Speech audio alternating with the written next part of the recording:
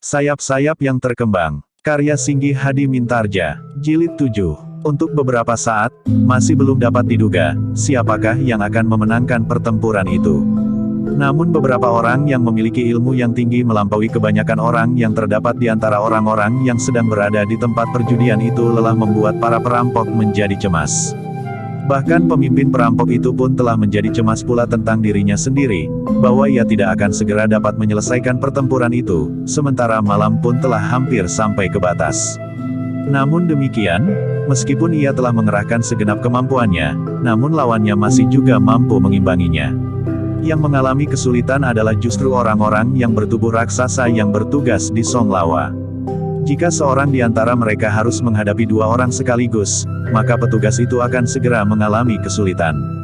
Namun mereka pun telah berusaha untuk bertempur dalam arena yang saling berbaur sehingga dengan demikian maka mereka akan dapat saling menolong dalam keadaan yang mendesak. Namun dalam pada itu, justru karena di dalam pertempuran itu orang-orang yang berilmu tinggi seperti Sambi Wulung, kepala besi itu kemampuan orang-orang lain yang pada umumnya melampaui kemampuan para petugas yang bertubuh raksasa itu, maka jumlah para perampok itu agaknya telah menjadi susut. Meskipun orang-orang yang mempertahankan Songlawa itu juga susut, namun agaknya penyusutan bagi para perampok itu berlangsung lebih cepat. Sehingga karena itu, maka pada saatnya, jumlah mereka akan menjadi seimbang. Agaknya hal itu diketahui juga oleh pemimpin perampok yang sedang bertempur melawan Jati Wulung. Karena itu, maka kemarahannya pun menjadi semakin memuncak. Tidak ada pilihan lain daripada berusaha dengan cepat menghancurkan lawannya untuk terjun ke dalam pertempuran di antara orang-orangnya. Yang menjadi berdebar-debar adalah orang-orang yang bertubuh raksasa itu. Mereka yang seharusnya melindungi orang-orang yang berada di tempat perjudian itu termasuk harta bendanya, namun ternyata mereka tidak cukup mampu untuk melakukannya. Apalagi sebagian dari mereka telah tertidur nyenyak oleh kekuatan sirap yang mencengkam. Jika para perampok itu kemudian ternyata berhasil menghancurkan Songlawa dan merampas segala harta benda yang ada di dalamnya, maka untuk selanjutnya Songlawa tidak akan pernah mendapat kepercayaan lagi. Bahkan mungkin orang-orang yang ada di dalamnya telah menuntut kepada para petugas dan pemimpin Songlawa itu agar mereka bertanggung jawab atas perampokan itu. Beruntunglah para petugas di Songlawa itu, bahwa orang-orang yang berilmu tinggi, yang terbebas dari pengaruh sirap, telah bersedia untuk turun ke medan, membantu mereka melawan para perampok itu. Bagi mereka, tentu akan ada penghargaan khusus, berkata pemimpin dari para petugas itu. Demikianlah, pertempuran masih berlangsung dengan garangnya.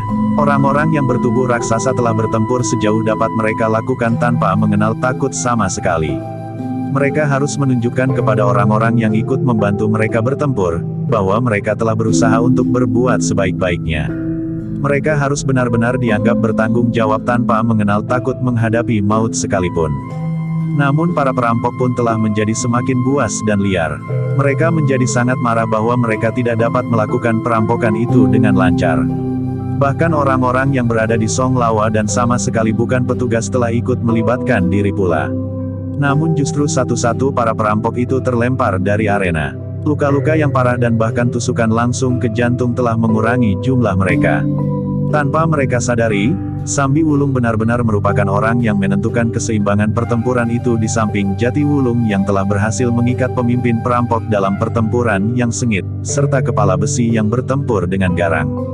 Pemimpin perampok yang bertempur melawan Jati Wulung itu pun telah berusaha mengerahkan kekuatan dan kemampuannya untuk segera mengalahkan lawannya. Beberapa jenis ilmu yang dimilikinya telah diungkapkannya dalam pertempuran itu. Dengan tangkas ia telah mampu berloncatan hampir tidak menyentuh tanah. Bahkan kemudian tangannya pun telah berputaran di sekitar tubuhnya. Sekali-kali mengembang, kemudian terangkat tinggi, tetapi sesaat yang lain tangan itu telah mematuk dada dengan jari-jari yang merapat. Tetapi Jati Wulung mampu mengimbangi kecepatan gerak pemimpin perampok yang tidak bersenjata itu. Ia pun dengan cepat bergerak sebagaimana dilakukan oleh lawannya. Bahkan sekali-sekali Jati Wulung justru telah berusaha menembus pertahanan lawannya dengan serangan-serangan yang cepat dan tiba-tiba. Dengan mengerahkan kemampuannya pemimpin perampok itu masih sempat mengelakkan serangan-serangan Jati Wulung. Bahkan membalas menyerang dengan kemampuan yang sangat tinggi. Ketika orang itu meloncat dengan ayunan tangan mendatar setinggi dada, Jati Wulung sempat memiringkan tubuhnya sehingga tangan lawannya itu bergetar kurang dari setapak dari tubuhnya. Namun dengan cepat pula Jatiwulung telah memukul tangan itu dengan sisi telapak tangannya. Tetapi lawannya sempat dengan tergesa-gesa menarik tangannya sehingga pukulan sisi telapak tangan Jatiwulung tidak mengenainya. Bahkan orang itu sempat memiringkan tubuhnya dan mengayunkan kakinya ke arah lambung. Jatiwulung yang melihat serangan itu meloncat surut. Sekali lagi serangan lawannya tidak mengenainya. Bahkan Jatiwulung yang melihat keadaan lawannya, tiba-tiba telah berputar sambil menyapu kaki lawannya yang sebelah, yang dipergunakan untuk bertumbuh sebelum kakinya yang lain sempat menyentuh tanah. Namun Jatiwulung harus mengakui kemampuan lawannya yang tiba-tiba saja dengan satu kakinya telah melenting tinggi. Sambil menggeliat tangannya justru terayun. Hampir saja tangan itu mengenai tengkuk Jatiwulung. Namun Jatiwulung adalah seorang yang berilmu mapan. Karena itu, hampir di luar daya pengamatan lawannya Jatiwulung telah memiringkan tubuhnya, sehingga sambaran tangan lawannya tidak mengenainya. Betapa terkejut lawannya ketika tiba-tiba saja kaki Jatiwulung telah berputar satu lingkaran. Demikian cepatnya, sehingga lawannya tidak sempat menghindarinya. Karena itu dengan lengannya, pemimpin perampok itu berusaha menangkis serangan Jatiwulung. Satu benturan yang keras sekali telah terjadi. Kekuatan pemimpin perampok itu memang luar biasa besarnya.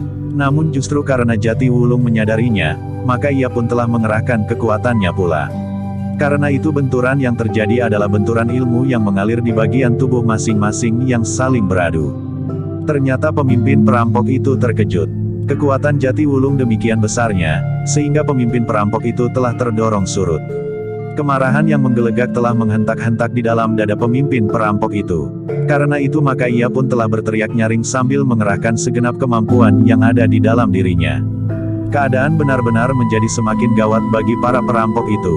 Kekuatan sirep pun semakin lama akan menjadi semakin menipis. Jika kemudian kekuatan sirep itu hilang, maka orang-orang di Song Lawa itu akan terbangun dan keadaan pun akan menjadi semakin sulit bagi para perampok itu. Tetapi betapapun ia mengerahkan kemampuan ilmunya, namun lawannya itu benar-benar tidak mampu didesaknya. Semakin besar ia mengerahkan kekuatannya, maka semakin besar pula kekuatan lawannya. Ketika pemimpin perampok itu benar-benar sampai ke puncak ilmunya, maka Jatiwulung memang menjadi berdebar-debar. Dalam sentuhan-sentuhan yang kemudian terjadi, rasa-rasanya tubuh lawannya menjadi panas. Itulah sebabnya, maka lawannya berusaha untuk lebih sering membenturkan kekuatan mereka. Jatiwulung menggeram ketika tangannya mengenai lambung lawannya. Lawannya memang menyeringai menahan sakit. Tetapi Jatiwulung pun menjadi kesakitan pula, karena tangannya bagaikan menyentuh bara. "Setan alas," geram Jatiwulung. "Kau akan mati terpanggang api ilmuku," desis lawannya. Jatiwulung menggerakkan giginya, namun ia adalah orang yang berilmu tinggi. Dalam pertempuran berikutnya, Jatiwulung menyadari bahwa lawannya berusaha menerkamnya dan memeluknya erat-erat. Dengan demikian maka ia akan benar-benar dapat mati terpanggang api ilmunya sebagaimana dikatakan. Karena itu, maka ia pun telah bertempur dengan sangat berhati-hati. Dikerahkannya daya tahannya untuk mengatasi rasa sakit jika serangannya membentur lawannya. Namun Jatiwulung pun yakin bahwa lawannya masih juga merasa sakit jika serangannya mampu mengenainya. Karena itu, maka Jatiwulung pun benar-benar telah mengerahkan segenap tenaga cadangannya, sehingga serangan-serangannya menjadi semakin garang. Namun Jatiwulung pun harus bergerak cepat untuk selalu menghindari terkaman lawannya yang bagaikan menjadi bara itu. Ternyata bahwa pemimpin perampok itu pun menjadi semakin sibuk melayani Jatiwulung yang sudah sampai pula pada tingkat kemampuannya yang tertinggi. Ternyata ia mampu bergerak di luar penglihatan mata wadak, sementara itu kekuatannya pun bagaikan menjadi berlipat ganda. Setiap sentuhan, telah melemparkan lawannya beberapa langkah surut, meskipun Jatiwulung sendiri harus berusaha mengatasi rasa sakit, tetapi hentakan serangannya yang semakin kuat telah melemparkan lawannya, dan bahkan membantingnya jatuh. Sebenarnya lah kegelisahan benar-benar telah mencengkam pemimpin perampok yang berilmu tinggi itu. Apalagi ketika ia sempat melihat keadaan orang-orangnya. Meskipun semula jumlah mereka lebih banyak, namun semakin lama jumlah itu menjadi semakin berimbang. "Kau mempunyai ilmu dari iblis mana, hei?" geram pemimpin perampok itu. Jatiwulung menghindari serangan lawannya sambil menjawab, "Ilmuku itulah ilmu iblis." Lawannya semakin mengerahkan kemampuannya. Namun serangan Jatiwulung rasa-rasanya menjadi semakin sering mengenainya dan setiap sentuhan rasa-rasanya telah mematahkan tulang-tulangnya. Bahkan telah timbul pertanyaan di dalam hatinya, apakah ia tidak merasakan panasnya ilmuku? Namun pemimpin perampok itu benar-benar tidak mendapat kesempatan. Serangan Jatiwulung justru menjadi semakin sering menembus pertahanannya. Jika semula pemimpin perampok itu berusaha sejauh mungkin terjadi benturan-benturan sehingga ia mendapat kesempatan membakar kulit lawannya, namun ia pun kemudian terpaksa harus menghindarinya. Serangan Jatiwulung dilambari kekuatan yang luar biasa besarnya. Sebenarnya lah Jatiwulung sendiri harus menahan pedih pada kulit-kulitnya yang bagaikan terkelupas oleh panasnya api pada tubuh lawannya yang dilambari dengan ilmunya. Tetapi Jatiwulung harus mengatasi perasaan sakit dan pedih itu. Jika ia tidak mampu mengatasinya, maka lambat laun ia akan ditelan oleh ilmu lawannya. Namun ternyata lawannya pun sulit untuk mengatasi kekuatan ilmu Jatiwulung yang tinggi. Kekuatannya semakin lama bukannya semakin susut, tetapi justru menjadi semakin besar. Ketika lawannya berusaha untuk menangkap serangan Jatiwulung agar kekuatan panas apinya sempat menghanguskan kulitnya, namun ternyata bahwa pemimpin perampok itu sendirilah yang telah terlempar beberapa langkah mundur dan bahkan jatuh terbanting di tanah. Dengan cepat pemimpin perampok itu melenting berdiri. Namun dengan kecepatan yang lebih tinggi, Jatiwulung telah meluncur dengan tubuh hampir mendatang. Satu benturan yang keras sekali telah terjadi ketika telapak kaki Jatiwulung itu mengenai dada pemimpin perampok yang belum benar-benar berdiri tegak itu. Benturan serangan Jatiwulung itu benar-benar merupakan benturan yang menentukan. Lambaran kekuatan ilmu yang ada di dalam diri Jatiwulung benar-benar lelah menghantam tulang-tulang iga pemimpin perampok itu. Ternyata beberapa tulang iga telah benar-benar dipatahkannya. Isi dada pemimpin perampok itu pun rasa-rasanya telah menjadi rontok karenanya. Terdengar keluhan pendek, pemimpin perampok itu ternyata telah terlempar beberapa langkah. Sekali lagi ia jatuh berguling. Lebih keras dari sebelumnya, adalah di luar perhitungan pemimpin perampok itu, bahwa kepalanya telah membentur batu yang tergolek di bawah sebatang pohon waru. Pemimpin perampok itu menggeliat, tetapi ia tidak sempat berbuat banyak. Ia hanya dapat menatap Jatiwulung dengan sorot mata penuh kebencian. Namun mata itu pun sejenak kemudian telah tertutup. Kematian pemimpin perampok itu mempunyai pengaruh yang sangat besar bagi para pengikutnya. Mereka merasa bahwa mereka tidak akan dapat berbuat apa-apa lagi tanpa pemimpin mereka yang berilmu tinggi itu. Karena itu, maka mereka memang tidak mempunyai pilihan lain. Beberapa orang di antara mereka sempat memperhitungkan kemungkinan susutnya pengaruh sirap sehingga akan semakin banyak orang-orang Song Lawa yang terbangun. Sementara itu rasa-rasanya cahaya merah telah mulai membayang di langit. Sejenak kemudian, para perampok itu telah mengambil satu keputusan tanpa sempat mereka bicarakan. Ketika seorang di antara mereka dengan licik meloncat melarikan diri, maka beberapa orang pun telah menyusulnya tanpa aba-aba. Mereka berlari-larian ke pintu gerbang yang terbuka dan berusaha hilang di gelapnya malam. Orang-orang yang ikut bertempur bersama para pengawal tidak berusaha mengejar mereka. Tetapi para pengawal yang bertubuh raksasa itu ada yang sempat berlari keluar regol. Dua orang ternyata gagal melarikan diri dan tusukan di punggung mereka telah menghentikan mereka untuk selama-lamanya. Namun yang lain sempat menghilang di dalam kelam. Sejenak kemudian, maka para pengawal Song Lawa itu pun telah berkumpul. Beberapa orang yang kebetulan sedang berada di Song Lawa dan ikut terlibat dalam pertempuran itu, berdiri termangu-mangu. Mereka memandangi beberapa tubuh yang terbujur lintang dengan darah yang mulai membeku.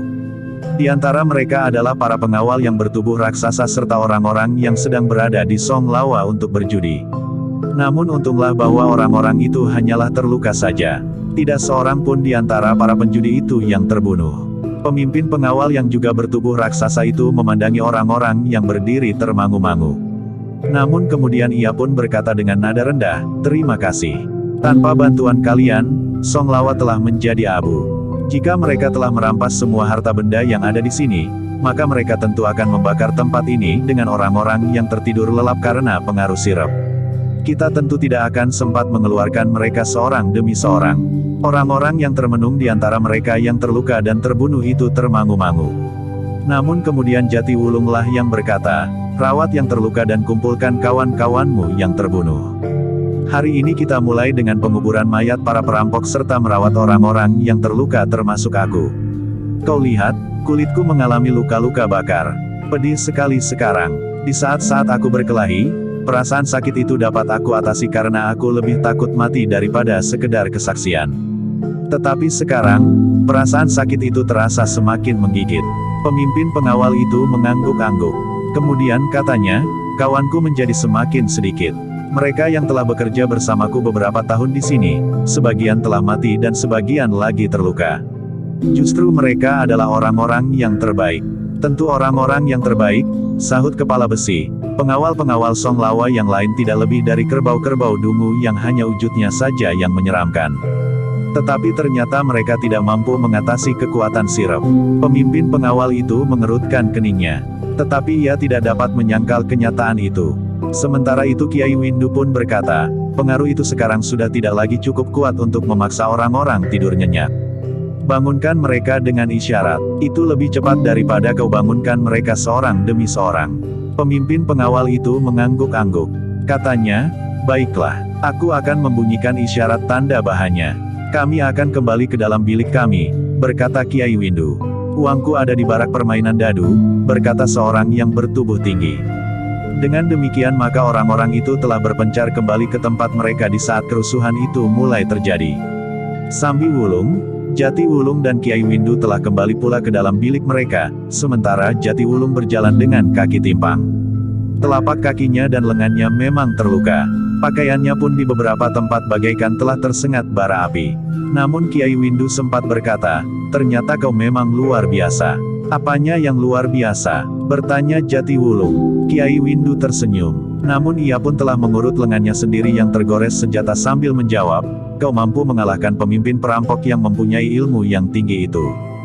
Satu kebetulan, jawab Jati Wulung, tetapi aku terluka di banyak tempat. Lenganku juga terluka, berkata Kiai Windu. Wanengbayalah yang sama sekali tidak tersentuh senjata. Aku mencari lawan yang paling lemah di antara mereka, jawab Sambi Wulung. Bagaimana mungkin kau dapat memilih lawan dalam perkelahian seperti itu, desis Kiai Windu. Sambi Wulung tidak menjawab, namun Kiai Windu berkata selanjutnya, jika tidak ada kalian berdua, maka Song Lawa tentu sudah dijarah raya. Isinya tentu sudah dirampok oleh orang-orang liar itu dan bahkan banyak orang yang terbunuh. Ah, sahut Sambi Wulung, kau jangan mengada-ada. Kaulah yang telah berhasil mengusir mereka.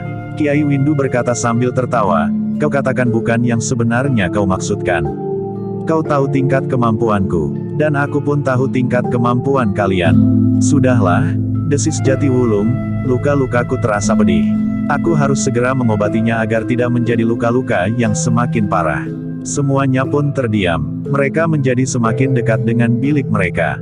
Sementara itu, telah terdengar isyarat yang dibunyikan oleh pemimpin pengawal yang bertubuh raksasa itu.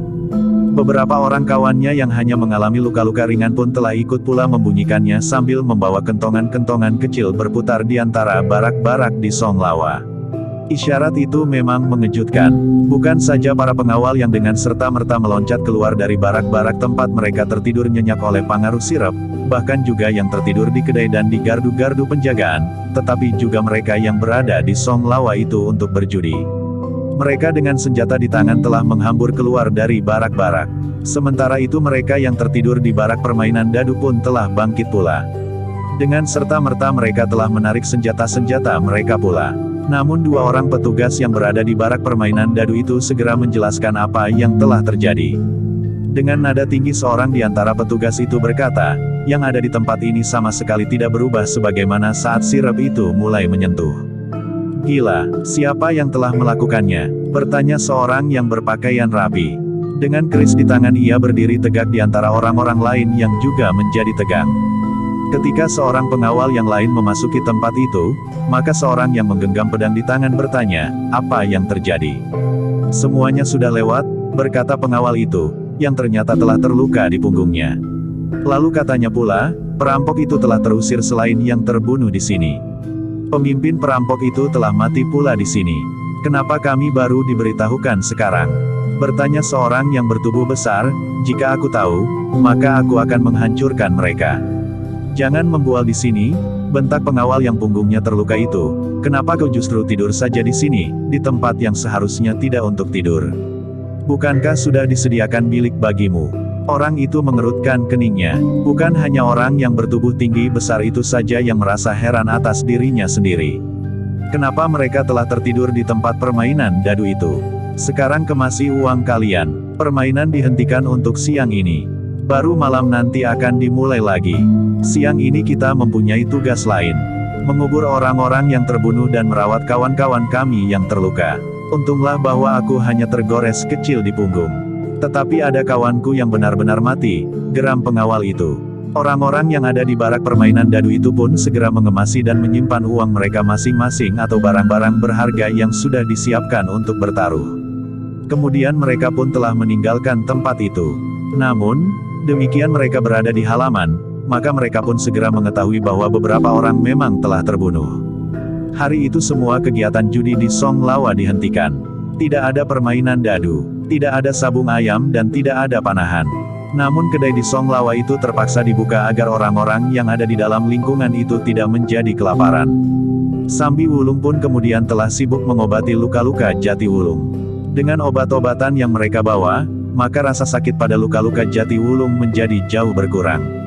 Namun keduanya menjadi sangat kecewa ketika mereka kemudian mengetahui bahwa para perampok yang terluka parah dan tidak dapat meninggalkan Song Lawa itu telah dibunuh pula oleh para pengawal. Ternyata mereka adalah orang-orang biadab, geram Jati Wulung. Satu kesalahan yang tidak dapat dimaafkan, desis Sambi Wulung, bukankah seharusnya mereka itu? Bahwa mereka tidak boleh membunuh orang-orang yang terluka. Tetapi Kiai Windu tiba-tiba saja bertanya, siapa yang kau maksud? Para pengawal Song Lawa, jawab Sambi Wulung. Tetapi Kiai Windu justru tersenyum. Katanya, seharusnya kau tidak bertanya seperti itu. Seharusnya sejak semula kau sudah dapat menilai, bahwa mereka bukanlah orang baik-baik. Yang berada di tempat perjudian ini pun bukan pula orang baik-baik sebagaimana para pengawal. Seandainya bukan para pengawal yang telah membunuh para perampok yang terluka, maka para pendatang di Song Lawa inilah yang akan melakukannya dan bahkan mungkin mereka telah melakukannya pula. Sambi Wulung menarik nafas dalam-dalam. Sementara itu Jati Wulung berkata, jadi, apakah sebaiknya kita biarkan saja seandainya sekelompok perampok datang lagi ke tempat ini? Atau bahkan kita sendiri sajalah yang merampoknya? Jangan mengigau, berkata Kiai Windu, kita tidak dapat dengan serta-merta merubah wajah hitam tempat perjudian ini. Tetapi sudah tentu kita tidak akan dapat membiarkan terjadi pembantaian di sini oleh para perampok meskipun bagi orang lain, nilai kejiwaan para perampok dan para petugas dan juga para pengunjung Song Lawa ini tidak jauh berbeda. Salah satu perbedaan yang ada ialah bahwa orang-orang yang datang di Song Lawa ini membawa dan bahkan cukup banyak uang dan barang-barang berharga, sementara para perampok itu akan mengambil dengan kekerasan uang dan barang-barang berharga yang ada di sini. Sambi Wulung dan Jati Wulung hanya mengangguk-angguk saja. Sementara itu para petugas dan beberapa orang yang ada di Song Lawa sedang sibuk. Sambi Wulung dan Jati Wulung justru berbaring di bilik mereka. Kiai Windu pun tidak keluar dari dalam bilik itu, namun ketiga kawannya lah yang melihat-lihat kesibukan yang terjadi di lingkungan perjudian disebut Song Lawa itu atas perintah Kiai Windu. Ternyata bahwa Jati Wulung benar-benar merasa letih sementara perasaan sakit yang menggigit kulitnya telah jauh berkurang. Namun hampir di luar sadarnya, bahwa Jati Wulung pun telah tertidur. Biarlah ia beristirahat, berkata Sambi Wulung yang masih juga berbaring. Bahkan Kiai Windu pun telah berbaring juga meskipun keduanya tidak ingin tidur sementara matahari mulai memancarkan sinarnya ke lingkungan perjudian itu. Ia memang letih sekali, desis Kiai Windu. Iya, tetapi letih atau tidak letih Wanengpati memang termasuk seorang yang suka tidur, sahut Sambi Wulung. Kiai Windu tersenyum. Katanya, tetapi kali ini ia benar-benar telah bertempur dengan mengerahkan segenap tenaganya. Pemimpin perampok itu tidak kurang tingkat ilmunya dari kepala besi yang masih merasa sakit di punggungnya itu. Sambi Wulung mengangguk-angguk. Jati Wulung memang benar-benar telah terluka. Namun pengobatan yang sudah diberikan, baik yang ditaburkan langsung pada luka-lukanya atau ramuan yang diminumnya telah banyak menolongnya. Dalam pada itu, kesibukan lain telah terjadi di Song Lawa. Para pengawal telah menguburkan kawan-kawan mereka di belakang lingkungan perjudian itu. Di luar dinding lapisan yang paling dalam, tetapi di dalam dinding lapisan berikutnya. Namun mereka telah menguburkan para perampok di luar lingkungan perjudian itu sama sekali. Di padang perdu tanpa pertanda apapun. Ketiga orang kawan Kiai Windu memperhatikan apa yang dilakukan oleh para petugas itu dengan hati yang berdebar-debar. Dengan nada rendah seorang di antara mereka berkata, ternyata kami termasuk orang-orang yang tidak mampu melawan kekuatan sirep. Untunglah bahwa Kiai Windu masih mampu mengatasinya, sehingga ada di antara kita yang diperhitungkan di antara orang-orang yang berada di Song Lawa ini. Kawan-kawan mengangguk-angguk. Sementara itu seorang dari mereka berkata, bukan hanya kita yang tidak mampu mengatasi sirap yang tajam itu. Tetapi sebagian besar dari orang-orang yang berada di Song Lawa memang tidak dapat mengatasi sirap. Bahkan ada yang lebih buruk dari keadaan kita. Seandainya kita waktu itu belum tidur, mungkin kita mampu untuk bertahan. Namun agaknya dalam tidur kita tidak dapat berbuat apa-apa. Sedangkan orang lain yang sedang berjudi di permainan dadu, ada yang tiba-tiba saja telah tertidur di tempat itu sambil memeluk uangnya. Belum tentu, jawab yang lain, sebaiknya kita tidak menyembunyikan kelemahan kita agar kita tidak salah menilai diri kita sendiri. Kawan-kawan mengangguk-angguk. Seorang di antara mereka berkata, sebaiknya memang demikian. Seperti yang selalu kita dengar petunjuk Kiai Windu. Kita harus merasa bahwa banyak orang lain yang lebih baik dari kita. Karena itu, maka kita harus berhati-hati dalam setiap langkah. Tetapi bagaimana dengan saat-saat yang kita tunggu itu? Berkata seorang di antara mereka tiba-tiba saja. Tentu tidak akan ada perubahan. Tetapi jika tempat ini dihancurkan oleh para perampok, aku tidak tahu apa yang akan terjadi kemudian, sahut yang lain. Kita tunggu perintah Kiai Windu, desis kawannya sambil bergeser dari tempatnya, kita kembali ke bilik. Semua pekerjaan sudah diselesaikan oleh para petugas. Tetapi hari ini kita hanya dapat tidur saja tanpa ada kegiatan apapun juga. Ketika ketiga orang itu kembali ke dalam bilik mereka, maka mereka telah berpapasan dengan orang-orang yang hilir mudik di halaman lingkungan perjudian itu. Mereka memang tidak dapat berbuat apa-apa selain berjalan ke sana kemari melihat-lihat keadaan. Namun mereka tidak putus-putusnya membicarakan kehadiran para perampok semalam. Orang-orang yang sempat ikut bertempur dengan bangga telah menceritakan apa yang telah mereka lakukan. Bagaimana mereka menghancurkan para perampok. Namun yang lebih banyak mereka ceritakan adalah kelebihan mereka masing-masing. Tetapi di antara mereka terdapat juga orang yang harus berbaring di pembaringannya karena luka-lukanya. Namun di antara para petugas di Song Lawa itu terdapat juga orang-orang yang mengerti tentang pengobatan, sehingga mereka dapat membantu meringankan penderitaan mereka yang terluka. Ketika ketiga orang kawan Kiai Windu itu kembali ke dalam bilik mereka, maka Sambi Wulung telah duduk di bibir pembaringan.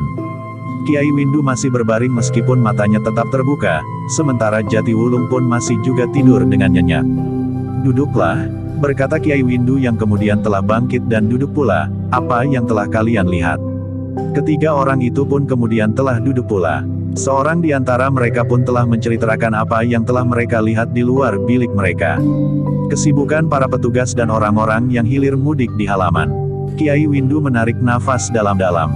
Namun kemudian ia pun bertanya, tetapi bukankah kedai itu tetap terbuka seperti biasanya?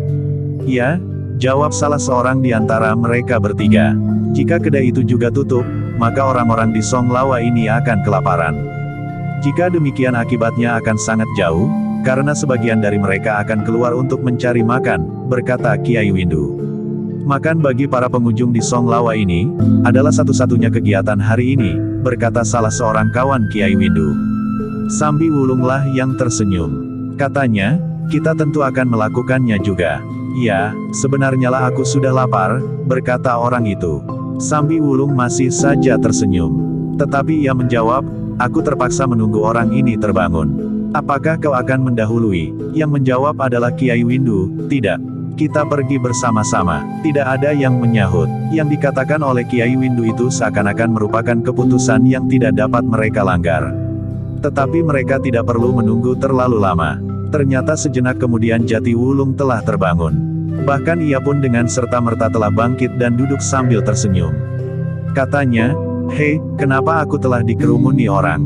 Bukankah aku tidak apa-apa? Siapa yang mengerumunimu? Seorang kawan Kiai Windu ganti bertanya, kami tidak mengerumunimu. Tetapi kami hampir tidak sabar menunggu kau tidur terlalu nyenyak meskipun sirap itu telah lewat. Kami sudah terlalu lapar untuk menunda sesaat lagi untuk pergi ke kedai. Jati Wulung justru menguap. Katanya kemudian, seharusnya kalian pergi lebih dahulu. Agaknya sisa-sisa pengaruh sirap membuatku tidur sangat nyenyak. Melampaui nyenyak tidur kalian justru di saat sirap itu bekerja. Kenapa kau tidak membangunkan aku? Bertanya kawan Kiai Windu yang lain, jika kau bangunkan aku, kau tentu tidak akan terluka seperti itu. Sambi Wulung tertawa. Jati Wulung pun kemudian tertawa pula, sementara Kiai Windu berkata, tentu ia tidak akan terluka karena ia tidak akan sempat bertempur. Waktunya akan habis dipergunakannya untuk membangunkan saja. Yang lain pun kemudian tertawa pula. Namun seorang yang lain sempat berkata, "Nah, Wanengpati, apa yang akan kau lakukan sekarang? Mandi atau apa? Kita akan segera pergi ke kedai." Jatiwulung menarik nafas dalam-dalam, ia pun kemudian bangkit berdiri, luka-lukanya tidak lagi terasa sakit. "Aku akan pergi ke Pakiwan. Sebentar lagi kita akan bersama-sama pergi ke kedai," desis Jatiwulung. Namun ketika Jatiwulung sudah keluar dari bilik itu, Sambiwulung bertanya, "Siapakah yang telah mandi di antara kalian?" Semuanya tertawa. Ternyata Kiai Windu berkata, "Apa bedanya mandi dan tidak mandi?" Sambiwulung masih tertawa, tetapi ia tidak menjawab. Sementara itu, Jatiwulung yang pergi ke Pakiwan harus menunggu karena beberapa buah pakiwan yang disediakan sudah terisi. Dengan hampir tidak sabar ia berdiri di dekat salah satu pintu dari pakiwan itu. Namun ketika pakiwan itu terbuka, Jatiwulung terkejut.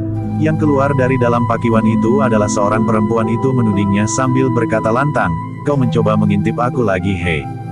Jatiwulung menggeram. Katanya, "Cepat, pergi perempuan gila. Sudah aku peringatkan. Jika sekali lagi kau lakukan, aku pilin lehermu sampai patah." Geram perempuan itu sambil melangkah pergi. Jatiwulung menggeretakkan giginya, tetapi ia tidak berbuat apa-apa. Namun ia masih melihat seorang laki-laki berlari-lari menyusul perempuan yang baru selesai mandi itu.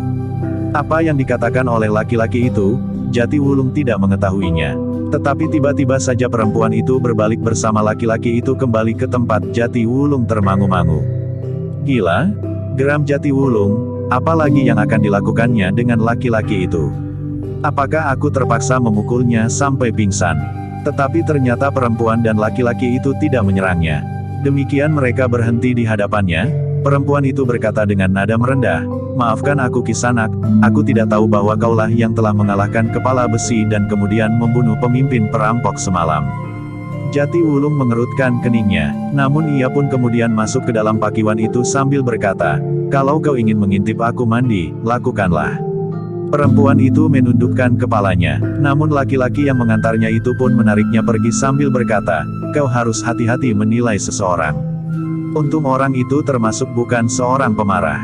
Jika ia marah dan memukulmu, habislah sejarah hidupmu yang penuh kesombongan itu." "Aku sudah minta maaf," desis perempuan itu. Namun dalam pada itu Jatiwulung yang berada di dalam pakiwan telah mengguyur tubuhnya. Bahkan terdengar ia berkata, "Kalian menunggu aku selesai mandi." Kedua orang itu pun segera meninggalkan tempat itu. Namun perempuan itu masih saja bergeremang, ternyata orang itu yang dibicarakan orang selama ini. "Kenapa aku tidak melihat saat ia mengalahkan kepala besi dan tidak pula sempat melihat ia bertempur dengan para perampok?" "Kau tidur mendengkur," jawab laki-laki itu. "Coba, jika saat sirap itu menjamah tempat ini di saat aku terbangun, maka aku tentu akan dapat mengatasinya," berkata perempuan itu. "Apapun alasannya, tetapi kau tidak mempunyai kemampuan untuk hadir di pertempuran itu. Kau tentu akan mengatakan bahwa aku pun tidak." "Aku memang tidak, itu aku akui," berkata laki-laki itu. Keduanya pun kemudian tidak berbicara lagi. Dengan tergesa-gesa keduanya pergi ke barak mereka, melintas halaman yang ditumbuhi rerumputan. Sejenak kemudian, Jatiwulung telah berada di dalam biliknya. Bersama dengan Sambiwulung dan Kiai Windu serta kawan-kawan mereka keluar dari barak mereka menuju ke kedai. Adalah tidak diduga-duga sama sekali, bahwa ketika Jatiwulung mendekati kedai itu, maka hampir semua orang telah bangkit dan menyambutnya sebagai seorang pahlawan. Hampir setiap orang menyatakan penghargaan kepadanya, karena Jatiwulung telah mampu membunuh pemimpin perampok yang hampir saja menghancurkan padepokan itu.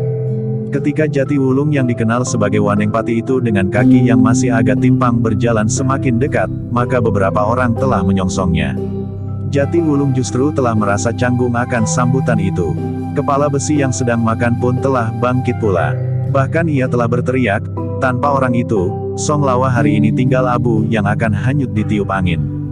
Berterima kasihlah kalian kepadanya. Aku pun kini merasa tidak lagi sakit hati karena aku telah dikalahkannya. Ia pantas mendapat julukan orang terbaik di lingkungan ini. Siapa yang tidak mau menganggapnya demikian, maka sebelum ia menilai langsung dalam benturan ilmu dengan Wanengpati, ia harus lebih dahulu dapat mengalahkan aku." Sambiwulung menepuk pundak Jatiwulung sambil berdesis, "Nah, kau harus menjadi jera karenanya." Jati Wulung berpaling. Namun ia pun bergumam, aku menjadi tersiksa di sini. Sambi Wulung tertawa. Kiai Windu pun berkata pula, kau akan dinobatkan menjadi raja di sini. Persetan, geram Jati Wulung. Namun suara tertawa Kiai Windu dan Sambi Wulung justru semakin keras. Tetapi suara itu terhenti, ketika dengan tergesa-gesa seorang anak muda menyongsongnya. Anak muda itu langsung membimbing Jati Wulung dan membawanya duduk di sebuah amben yang besar, yang justru berada di serambi kedai itu. Marilah, kita akan makan bersama-sama, berkata anak muda itu. Anak muda yang justru menjadi pusat perhatian Jati Wulung dan Sambi Wulung. Jati Wulung tidak menolak, ia mengikut saja untuk duduk di amben itu, sementara orang-orang lain memandanginya saja termangu-mangu. Namun kepala besi itu masih saja berbicara, "Hei, anak muda. Apakah kau sedang membujuknya agar orang itu mau bekerja bersamamu?" Ugu memandang kepala besi itu dengan dahi yang berkerut. Namun ia tidak menjawab, sementara kepala besi itu masih berkata pula, "Nah, marilah kita makan bersama untuk merayakan kemenangan kita atas para perampok itu." Tidak seorang pun yang menjawabnya. Sedangkan kepala besi pun telah duduk kembali untuk meneruskan makannya. Seteguk ia minum, namun kemudian ia pun telah menyuapi mulutnya pula. Dalam pada itu, maka Pugu pun telah memesan berbagai makanan dan minuman untuk mereka bersama-sama. Untuk Pugu sendiri, Jati Wulung, Sambi Wulung, Kiai Windu dan kawan-kawan serta para pengawal Pugu. Namun dalam pada itu, ternyata pemilik kedai itu pun berkata, "Khusus, bagi Wanengpati dan kelima orang kawannya, kami akan menyuguhkan apa saja yang dimintanya hari ini tanpa membayar." Namun Pugu berkata, "Terserah apa yang akan kalian suguhkan. Tetapi jangan kali ini, aku sudah berniat untuk membayar semua hidangan buat kami semua." Pemilik kedai itu tersenyum. Katanya, "Baiklah, kali ini kaulah yang membayar baginya. Tetapi nanti atau kapan saja mereka datang kembali, kamilah yang akan menyuguhkan hidangan yang diminta oleh mereka." Sambi Wulung menggamit Jati Wulung sambil berkata, "Ada juga untungnya kau menjadi pahlawan di Song Lawa ini. Sekarang makan kita akan dibayar oleh Pugu. Nanti jika kita kembali, hidangan akan diberikan oleh pemilik kedai ini, kemudian siapa lagi dan siapa lagi. Besok aku yang akan membayarnya," berkata Kiai Windu. "Kau tidak dihitung, karena kau sudah terlalu sering melakukannya. Bukan saja setelah Wanengpati menjadi pahlawan, tetapi sejak sebelumnya," jawab Sambi Wulung. Kiai Windu tertawa. Kawan-kawan pun tertawa juga, meskipun sebenarnya di dalam kepala Kiai Windu telah timbul persoalan tersendiri. Persoalan yang menyangkut kepentingannya dan kelompoknya terhadap lingkungan perjudian Song Lawa itu. Namun Kiai Windu sama sekali tidak menunjukkan persoalan di dalam dirinya itu. Demikiankah? Maka sambil berbicara panjang lebar, berkelakar dan sekali-sekali mengumpat, beberapa orang duduk dalam satu lingkaran yang besar di atas amben yang berada di serambi kedai itu. Beberapa orang lain yang sedang makan pula sekali-sekali berpaling dan memperhatikan orang-orang yang dengari gembira berbincang tentang kekalahan para perampok semalam. Namun selagi mereka berbincang panjang lebar, Sambi Wulung sempat memperhatikan wajah Kiai Windu yang tiba-tiba berkerut.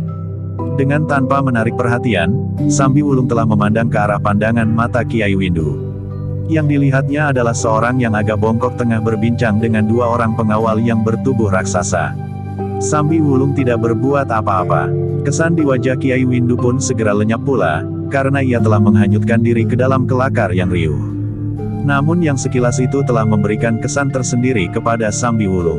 Namun dalam pada itu, di tempat lain di dalam lingkungan Song Lawa itu, kelompok-kelompok yang lain telah mengisi waktu mereka dengan berbincang juga. Berbicara apa saja untuk mengusir kejemuan, karena itu tidak ada jenis perjudian apapun yang berlangsung. Baru menjelang malam, para petugas telah membenahi tempat-tempat perjudian yang segera akan dibuka. Terutama tempat permainan dadu. Karena malam itu, hanya tempat permainan dadu sajalah yang akan dibuka. Tetapi justru karena itu, maka tempat permainan dadu itulah yang telah menjadi penuh. Orang-orang yang datang di Song Lawa untuk berjudi merasakan bahwa hari itu sudah terlalu lama mereka berhenti. Rasa-rasanya telah berhari-hari mereka duduk tanpa berbuat sesuatu. Ketika Kiai Windu dan kawan-kawan mengajak Sambi Wulung dan Jati Wulung untuk pergi ke barak tempat permainan dadu, maka Jati Wulung dengan segan berkata, "Malam ini aku belum berminat untuk turun ke arena. Aku masih ingin beristirahat." Kiai Windu berpaling ke arah Sambi Wulung. Sambil tersenyum Sambi Wulung berkata, "Aku akan mengawaninya." "Baiklah, Berkata Kiai Windu, jika demikian, biarlah kami sajalah yang pergi ke barak. Hati-hatilah, berkata Sambi Wulung, jika perampok itu kembali dengan membawa kawan yang lebih banyak dan kekuatan sirap yang lebih besar. Kiai Windu tertawa, katanya, tentu tidak sekarang. Jika mereka kembali, mereka akan menunggu sampai Wanengpati telah benar-benar sembuh.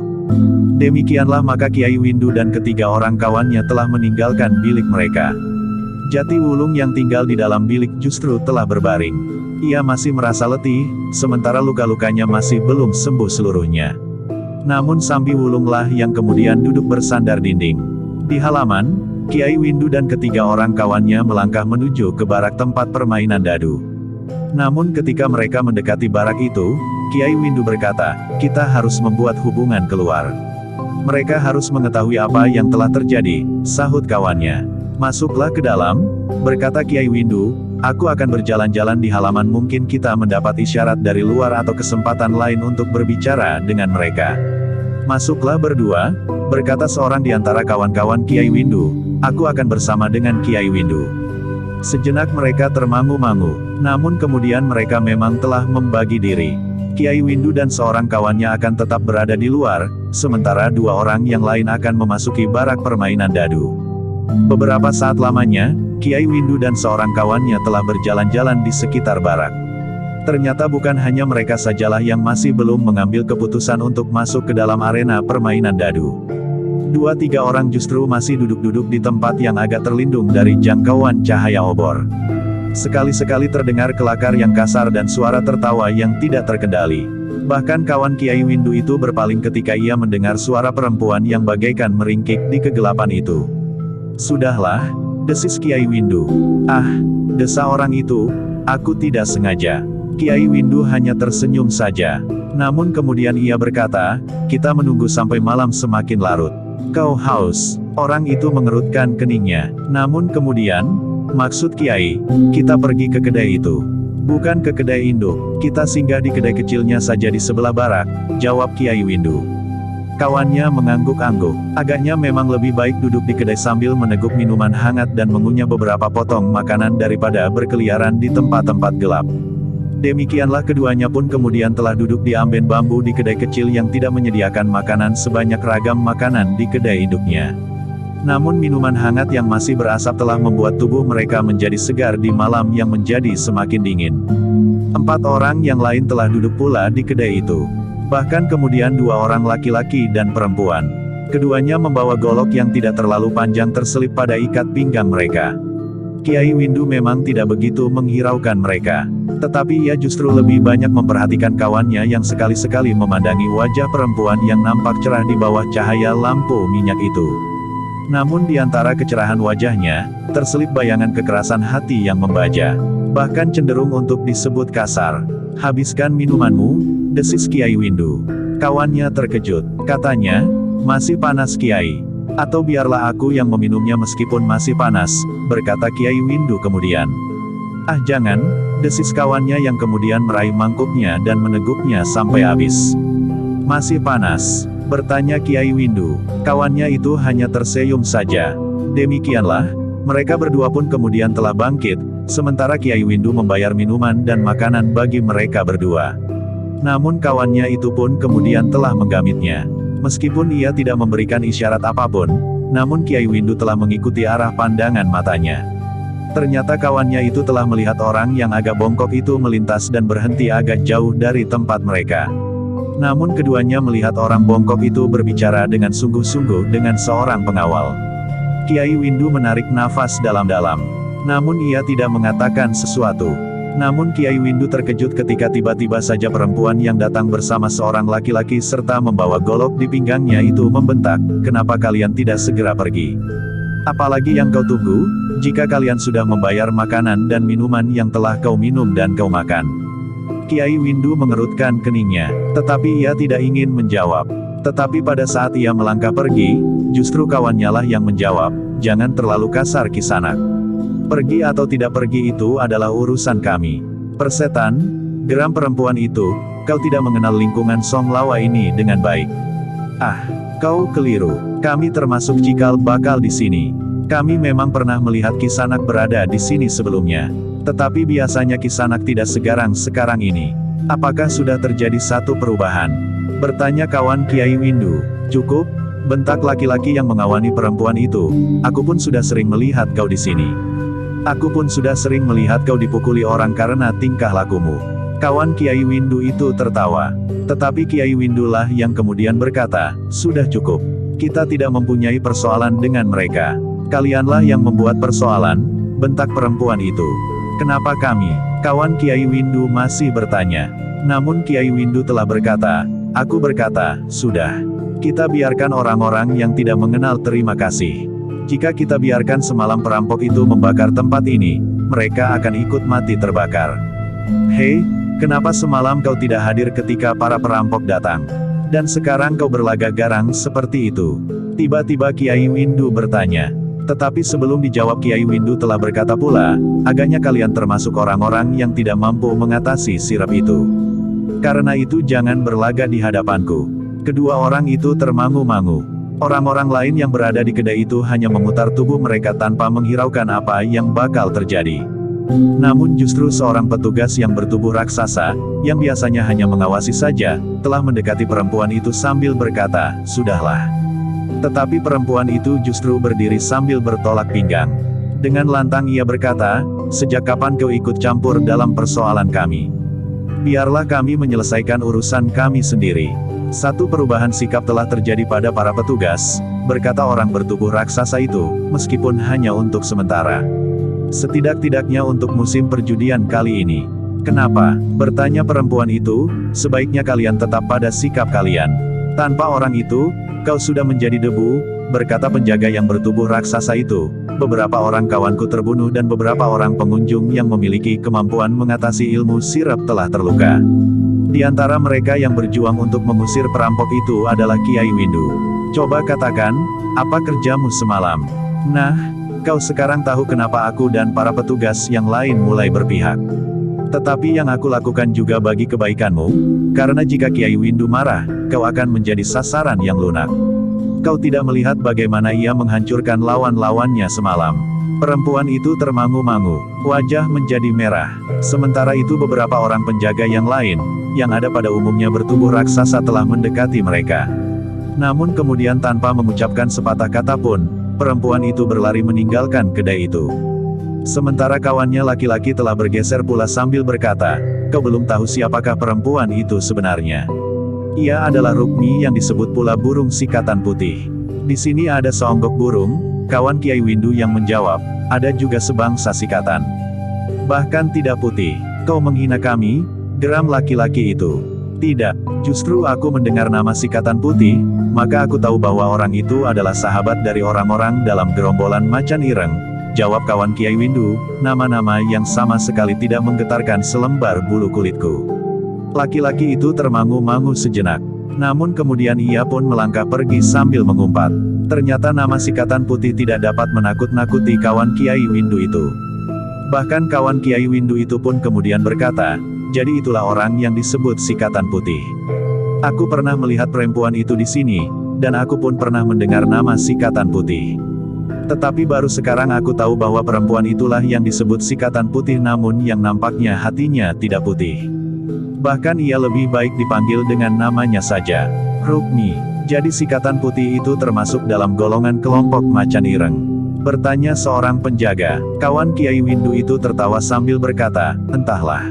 Aku tidak tahu. Tetapi tadi kau mengatakan, bahwa sikatan putih itu termasuk dalam gerombolan macan ireng, desak pengawal itu. Aku asal saja berkata, di sini ada gerombolan macan ireng. Karena itu, aku berkata apa saja untuk menyebut gerombolan itu, jawab kawan Kiai Windu sambil tertawa. Kau memang menghinanya. Laki-laki itu tentu akan bertanya kepada sikatan putih, apakah benar ia termasuk dalam gerombolan macan ireng, desis petugas yang bertubuh raksasa itu. Kawan Kiai Windu tertawa berkepanjangan. Katanya, mereka akan bertengkar. Aku tidak peduli. Gila? Petugas bertubuh raksasa itu pun kemudian sambil tersenyum meninggalkan kawan Kiai Windu yang masih tertawa. Sementara itu Kiai Windu berkata, "Kau memang mencari perkara." Kawannya tidak menjawab, namun orang-orang yang semula tidak menghiraukannya itu pun tersenyum-senyum pula. Demikianlah, maka Kiai Windu dan kawannya telah meninggalkan kedai kecil itu menuju ke kegelapan. Namun masih juga terdengar suara tertawa kawan Kiai Windu tertahan-tahan. "Sudahlah," berkata Kiai Windu, "sekarang kita pergi ke kandang kuda.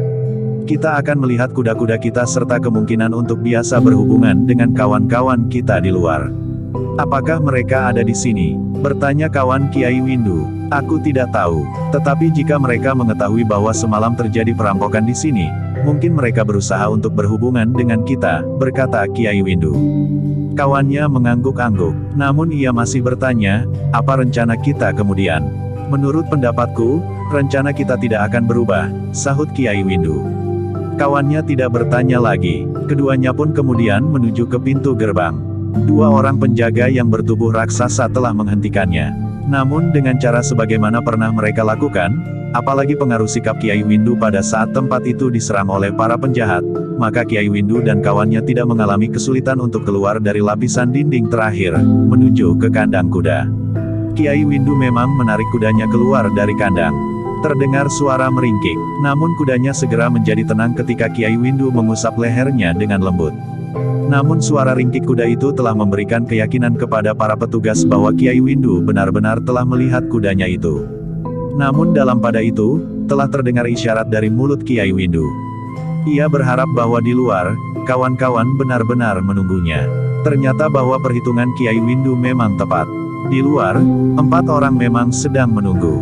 Demikian mereka mendengar isyarat dari dalam, maka keempat orang itu pun segera mendekati dinding pada lapisan luar. Dengan mengucapkan beberapa kata sandi, maka kedua belah pihak yakin bahwa mereka telah berhubungan dengan orang yang benar. Karena itu, maka Kiai Windu pun kemudian telah melekat dinding sambil bertanya, "Apakah kalian bawa berita buat kami?" Yang terdengar suara di luar, "Kami justru ingin mendapat keterangan, apa yang terjadi di dalam. Kami melihat sesuatu itu terjadi. Tetapi kami memerlukan penjelasan." Dengan singkat Kiai Windu pun menjelaskan apa yang terjadi di dalam. Namun ia tidak lupa mengatakan pula, ada 2 orang yang berilmu sangat tinggi di lingkungan ini yang menyebut dirinya bernama Waneng Baya dan Waneng Pati. Tetapi keduanya mempunyai sifat dan watak yang khusus. Tidak sebagaimana umumnya orang-orang yang berada di lingkungan ini. Perhatiannya lebih banyak tertuju kepada anak-anak muda yang ada di dalam lingkungan perjudian ini. "Bagaimana menurut pertimbanganmu atas rencana kita dalam keseluruhan?" bertanya orang yang di luar. "Menurut pendapatku, rencana itu akan berjalan terus," jawab Kiai Windu.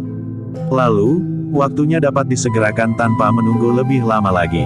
Orang bongkok itu telah memberikan beberapa keterangan lagi. "Bagaimana pendapatmu tentang 2 orang tua yang berada di luar tempat ini namun yang agaknya memang menaruh perhatian pula pada tempat ini?" bertanya yang di luar. "Perhatikan mereka. Selama mereka tidak mengganggu gerakan kalian, maka kalian tidak perlu terlalu banyak menanggapi tingkah mereka," jawab Kiai Windu. "Mereka pun berilmu tinggi," jawab orang yang di luar. "Biarlah mereka yang di luar mengatur segala-galanya. Penglihatan kami sangat terbatas di sini," jawab Kiai Windu. Sesaat keduanya terdiam, namun kemudian terdengar jawaban dari luar. "Baiklah, besok kami akan datang lagi. Kami akan memberikan keterangan terakhir sehingga kalian dapat mempersiapkan diri sebaik-baiknya." Kiai Windu termenung sejenak, lalu katanya, "Aku harus membuat pertimbangan. Jika aku terlalu sering datang ke kandang kuda ini, mungkin aku akan dicurigai. Tetapi besok datanglah. Aku berusaha untuk berada di tempat ini pada waktu seperti ini." Kiai Windu berhenti sejenak, lalu, "Tetapi ingat, ada 2 orang yang berilmu sangat tinggi. Tidak ada seorang pun yang dapat mengatasinya. Selain orang itu, di sini ada gerombolan macan ireng, sikatan putih, dan yang harus mendapat perhatian lebih adalah orang hutan berkepala besi atau yang lebih banyak dikenal dengan sebutan kepala besi dari pesisir utara. Kehadirannya agaknya ada hubungan dengan mendung yang sedang menyelimuti Pajang sekarang ini." "Baiklah, semuanya akan kami laporkan," berkata orang yang di luar. "Gambaran ini akan menentukan sikap kita selanjutnya." "Aku kira pembicaraan ini sudah cukup sekarang," berkata Kiai Windu. "Kami minta diri," desis yang di luar. Sejenak kemudian keadaan menjadi sepi. Kiai Windu masih saja menepuk leher kudanya dengan lembut, sementara kawannya mengawasi keadaan. Ada orang datang kemari, desis kawannya. Biar sajalah, untunglah pembicaraan sudah selesai, sahut Kiai Windu. Ternyata yang datang adalah 2 orang petugas yang meronda berkeliling lingkungan perjudian itu di antara 2 lapis dindingnya. Mereka mengitari lingkungan itu meskipun terasa juga jantungnya berdegup lebih keras jika mereka sampai ke tempat kawan-kawan dikuburkan. Kedua orang itu memang memperhatikan Kiai Windu dan kawannya yang sibuk dengan kuda mereka. Dengan nada rendah seorang di antaranya berkata, "Kenapa dengan kuda itu?" "Sudah sejak kemarin aku tidak melihatnya," berkata Kiai Windu, "mudah-mudahan kuda ini tidak melupakan aku." "Kudamu dipelihara dengan baik," berkata petugas itu. "Aku tahu, tetapi justru karena itu, maka kuda ini akan lebih dekat dengan orang yang memeliharanya daripada aku," sahut Kiai Windu. Orang itu tertawa, katanya, "Seharusnya kau berterima kasih." Tetapi keduanya tidak menunggu jawaban Kiai Windu. Keduanya pun kemudian telah melanjutkan langkah mereka meronda di seputar lingkungan Songlawa. Demikianlah, maka Kiai Windu pun telah mengembalikan kudanya ke kandang. Beberapa ekor kuda telah meringkik. Namun kemudian mereka telah menjadi tenang kembali. Sejenak kemudian, Kiai Windu dan kawannya pun telah kembali ke Regol. Mereka dengan tanpa dicurigai telah memasuki kembali halaman dalam lingkungan Songlawa itu dan langsung menuju ke barak permainan dadu. Ternyata di barak itu permainan masih berlangsung dengan ramainya. Ketika Kiai Windu menemukan kedua orang kawannya, maka seorang di antaranya dengan gembira berdesis, "Aku masih menang sampai saat ini meskipun tidak banyak." "Bagus," sahut Kiai Windu, "sesuatu yang jarang terjadi. Bagaimana dengan kawan kita yang lain?" "Aku kurang tahu, tetapi nampaknya wajahnya menjadi gelap," jawab kawan Kiai Windu itu. Kiai Windu berpaling kepada kawannya yang seorang, yang berada tidak jauh dari kawannya yang sedang menang itu. Ia pun kemudian bergeser mendekatinya sambil bertanya, "Bagaimana dengan kau?" "Kalah, tetapi masih ada uangku untuk bermain terus. Jika sekali-sekali aku menang, maka aku akan dapat mencapai sedikit lewat tengah malam sebelum uangku untuk hari ini habis seluruhnya," jawab kawannya itu. Kiai Windu tertawa, katanya, "Bermainlah sampai kau habiskan uangmu yang kau sediakan untuk hari ini. Aku akan pergi ke bilik untuk melihat Wanengpati." "Silahkan," sahut kawannya tanpa berpaling. Kiai Windu pun segera meninggalkan tempat itu bersama seorang kawannya yang menyertainya pergi ke kandang kuda. Keduanya langsung pergi ke bilik mereka untuk melihat Wanengbaya dan Wanengpati yang ketika mereka tinggalkan masih berada di bilik itu. Ternyata ketika Kiai Windu sampai ke biliknya, Wanengbaya dan Wanengpati masih tetap berada di dalam bilik itu. Wanengbaya masih duduk bersandar dinding sementara Wanengpati telah duduk pula di bibir pembaringan. Ketika keduanya melihat Kiai Windu dan seorang kawannya masuk, maka mereka pun telah bergeser menepi. "Marilah," Sambi Wulung mempersilahkan. Namun ia pun kemudian bertanya, "Di mana kawan-kawan yang lain?" "Mereka masih bermain dadu," jawab Kiai Windu, "sebelum uang yang mereka sediakan buat hari ini habis, agaknya mereka masih belum meninggalkan barak itu." Sambi Wulung tersenyum. Namun Jati Wulunglah yang bertanya, "Kenapa Kiai sudah tidak lagi bermain dadu?" "Uangku habis untuk hari ini. Aku masih ingin tinggal di sini besok dan lusa. Karena itu, aku tidak menghabiskan uangku. Bahkan besok aku ingin menang di arena panahan agar waktuku di sini dapat diperpanjang," berkata Kiai Windu. Namun kemudian, "Tetapi sudah barang tentu tidak dalam satu lingkaran arena dengan kalian berdua atau salah satu di antara kalian." "Ada-ada saja kau Kiai," berkata Sambi Wulung. "Tetapi besok kita akan bersama-sama mencoba mencari keberuntungan di lapangan panahan kecuali Wanengpati yang tentu tidak akan mendapat lawan lagi." "Besok aku akan melihat saja," berkata Jati Wulung, "namaku sudah cacat di arena panahan." Kiai Windu tertawa, katanya, "Kau masih juga sempat merajuk. Tetapi sebenarnya lah jika kau turun juga ke arena, maka kau tentu tidak akan mendapat lawan." Jati Wulung tidak menjawab. Sambi Wulunglah yang kemudian tersenyum sambil berdesis, "Sudahlah. Aku akan tidur." Jati Wulunglah yang kemudian turun dari pembaringan. Ia berjalan beberapa langkah hilir mudik untuk melemaskan kaki-kakinya. Sementara itu Kiai Windu pun berkata, "Aku juga akan tidur." Demikianlah, maka Sambi Wulung dan Kiai Windu lah yang telah tertidur nyenyak, sementara Jati Wulung telah pula duduk di pinggir pembaringan bersandar dinding. Namun dalam pada itu, kedua kawan Kiai Windu yang lain pun telah datang pula. Wajah mereka nampak gembira karena ternyata keduanya tidak menghabiskan uang yang mereka sediakan untuk sehari itu. Bahkan seorang di antara mereka berkata perlahan kepada kawannya yang masih terbangun, "Aku menang malam ini." Kawannya mengerutkan keningnya. Kepada kawannya yang lain ia bertanya, "Bagaimana dengan kau?" "Aku belum menghitung dengan cermat. Tetapi nampaknya aku juga tidak kalah." "Seandainya kalah, tidak terlalu banyak," jawab kawannya itu. Sementara itu, ia pun telah membuka kampilnya dan mulai menghitung uangnya. Namun kawannya yang lain tanpa mencuci kaki langsung saja berbaring sambil berkata, "Aku sudah mengantuk sekali." Namun Jatiwulunglah yang bertanya, "Apakah di barak permainan judi itu masih banyak orang sekarang ini?" "Pada saat aku meninggalkan tempat itu, suasananya masih ramai sekali," jawab kawan Kiai Windu. Lalu ia pun bertanya, "Apakah kau akan ke sana?" "Tidak, baru besok aku akan turun," jawab Jatiwulung. Kawan Kiai Windu itu tidak bertanya lagi. Ketika yang menghitung uangnya itu selesai, maka ia pun telah berbaring pula sambil berkata, "Aku kalah sedikit. Tetapi tidak seberapa." Lalu katanya kepada kawannya yang menyertai Kiai Windu ke kandang kuda, "Kau sajalah yang berjaga-jaga mengawani Wanengpati. Aku akan tidur." Kawannya tidak menyahut. Sementara itu, kedua orang yang baru datang dari permainan dadu itu pun segera tertidur pula. Yang masih berjaga-jaga adalah Jatiwulung dan seorang kawan Kiai Windu. Namun keduanya pun kemudian saling berdiam diri agar mereka tidak mengganggu orang-orang yang tertidur nyenyak. Tetapi ternyata sejenak kemudian justru di bilik sebelahlah yang terdengar suara orang berbicara. Bahkan agak riuh sehingga dapat mengganggu orang-orang yang sedang tidur. Suara seorang perempuan pun telah melengking di telinga, sehingga orang-orang yang tertidur itu pun telah terbangun. Agaknya mereka baru saja datang dari barak permainan judi. Kawan Kiai Windu yang merasa terganggu tiba-tiba saja mengetuk dinding sambil berkata, "Jangan ribut. Kami sedang tidur. Kami sudah mengantuk." "Apa peduliku?" Tiba-tiba terdengar suara perempuan menjawab, "Jika kau merasa terganggu di Song Lawa, kenapa kalian tidak pergi?"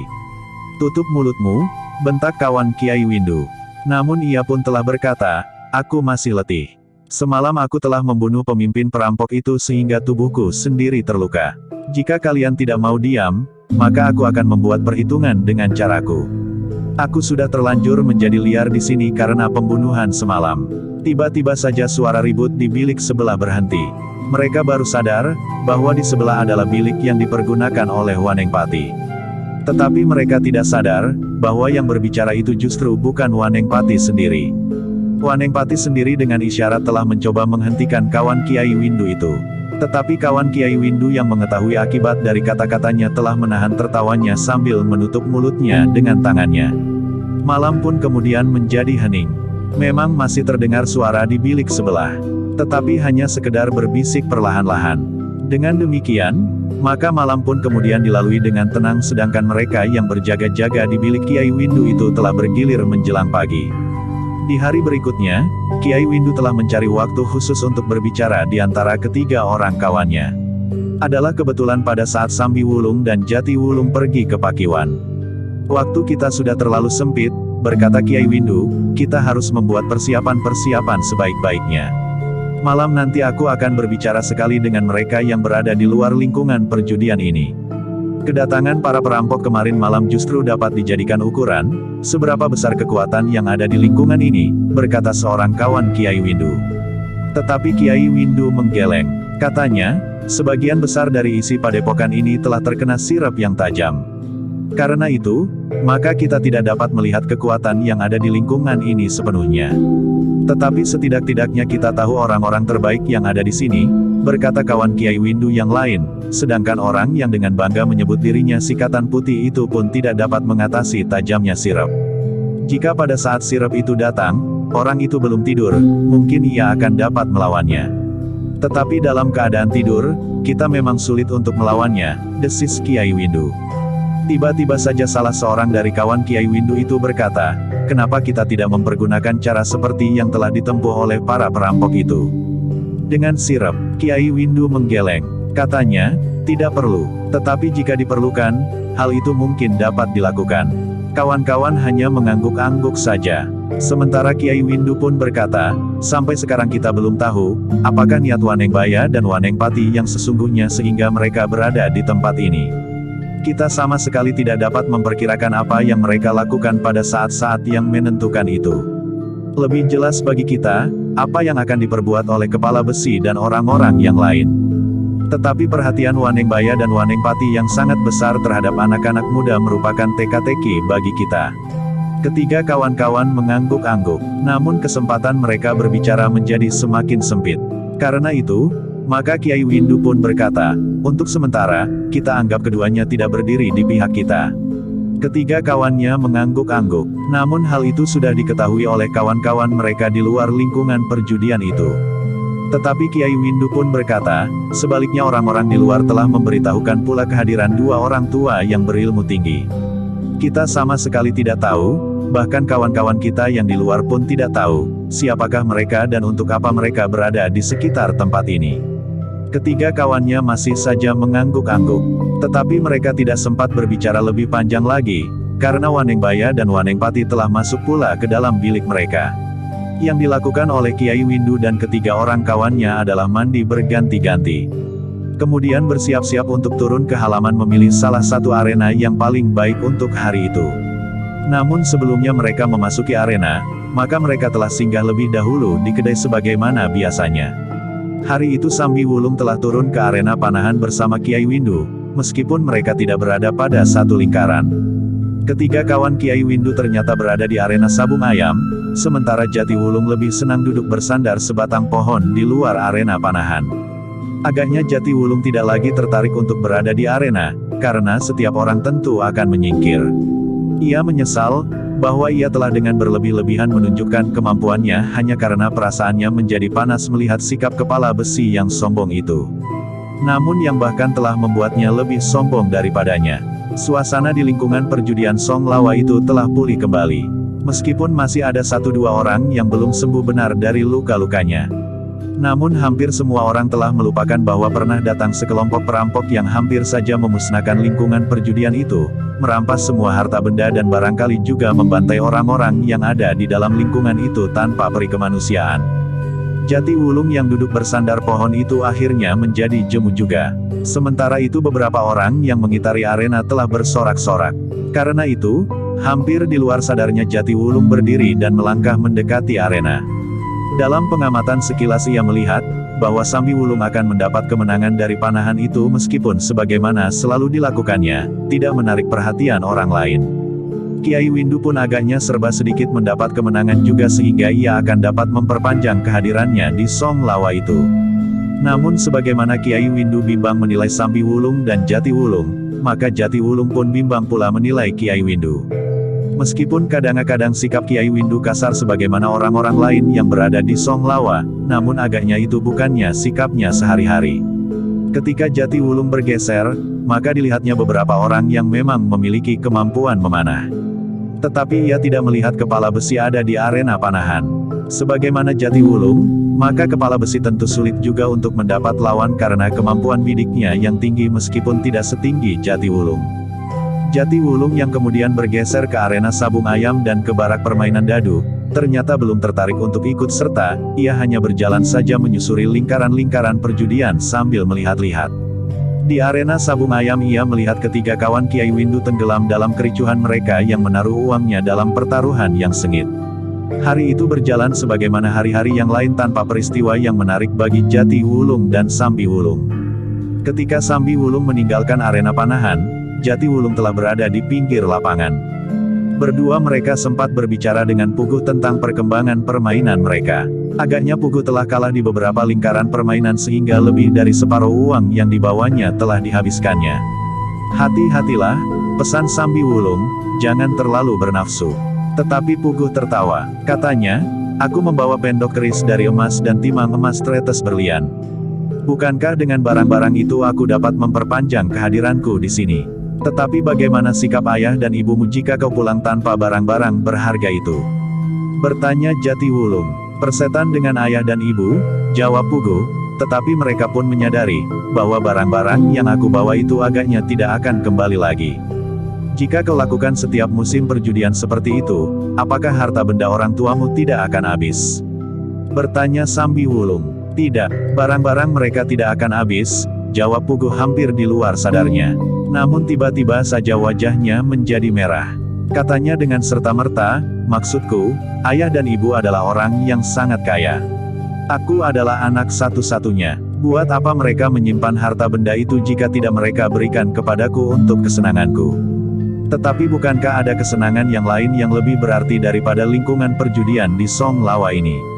Bertanya Jatiwulung. Apa bedanya? Dan bukankah di sini banyak juga terdapat anak-anak muda? Wikrama, anak yang gemuk dan tidak tahu diri itu. Kemudian anak-anak muda yang lain yang barangkali orang tuanya tidak sekaya ayah dan ibuku, jawab Pugu. Jatiwulung mengangguk-angguk, sementara Sambiwulung pun tidak bertanya lebih jauh. Agaknya Pugu memang tidak begitu senang jika pembicaraan mereka sampai kepada keluarganya.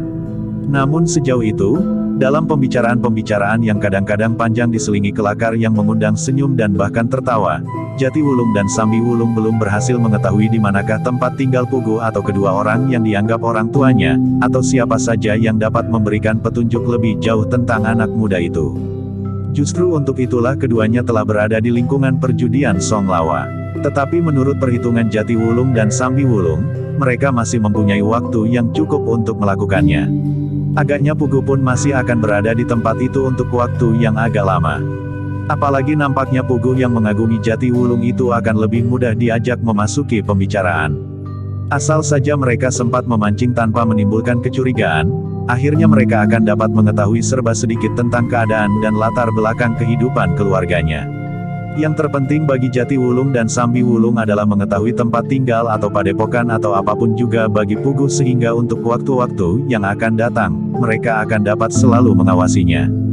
Bagaimanapun juga, Pugu masih mungkin digerakkan oleh ibunya untuk mencapai satu tujuan yang tidak wajar atas tanah perdikan semboyan. Namun ketika Jatiwulung dan Sambiwulung telah bergaul beberapa lama dengan anak itu, ternyata mereka harus mengakui bahwa anak muda yang bernama Pugu itu memang memiliki ilmu yang mulai mapan, sehingga perlu diperhitungkan tingkat kemampuan ilmu risang yang pada suatu saat mungkin akan dapat bertemu sebagai lawan dalam perebutan tanah perdikan semboyan. Namun satu lagi yang menarik perhatian Sambiwulung dan Jatiwulung adalah, bahwa Pugu ternyata bukan seorang anak muda yang biadab dan bahkan liar sebagaimana mereka bayangkan sebelumnya. Ketika kemudian malam turun, maka yang menjadi sangat ramai adalah barak permainan dadu. Hampir semua orang berkumpul di tempat itu karena arena permainan yang lain terhenti di waktu malam. Tidak ada panahan dan tidak ada sabung ayam. Jatiwulung dan Sambiwulung bersama Kiai Windu dan ketika kawannya telah berada pula di barak itu. Karena Jatiwulung tidak dapat ikut dalam permainan panahan, maka malam itu ia telah turun dalam permainan dadu. Sambiwulunglah yang kemudian menonton saja di sebelahnya. Dalam pada itu, sementara tempat permainan itu menjadi sangat ramai, Kiai Windu dan seorang kawannya telah keluar dari barak itu. Ia telah berjanji dengan sekelompok kawannya di luar lingkungan untuk menemuinya di dekat kandang kuda. Ketika mereka melintasi halaman, mereka sempat melihat dua orang yang agaknya telah berkelahi. Tetapi seperti kebiasaan di Song Lawa, keduanya hanya berpaling saja, memperhatikan sejenak, namun kemudian mereka pun elah melangkah terus. Tetapi sekali lagi mereka tertegun ketika mereka melihat seorang perempuan dengan tergesa-gesa mendekati kedua orang yang bertempur itu. Dengan lantang perempuan itu menggeser salah seorang laki-laki yang bertempur sambil berkata, "Soalnya adalah antara orang itu dan aku, bukan kau." "Tetapi aku tidak tahan mendengar orang itu menghina namamu," jawab laki-laki itu, "kau dikatakannya pernah menipunya setelah kau merayu laki-laki itu." "Karena itu, biarlah aku menghadapinya," jawab perempuan itu.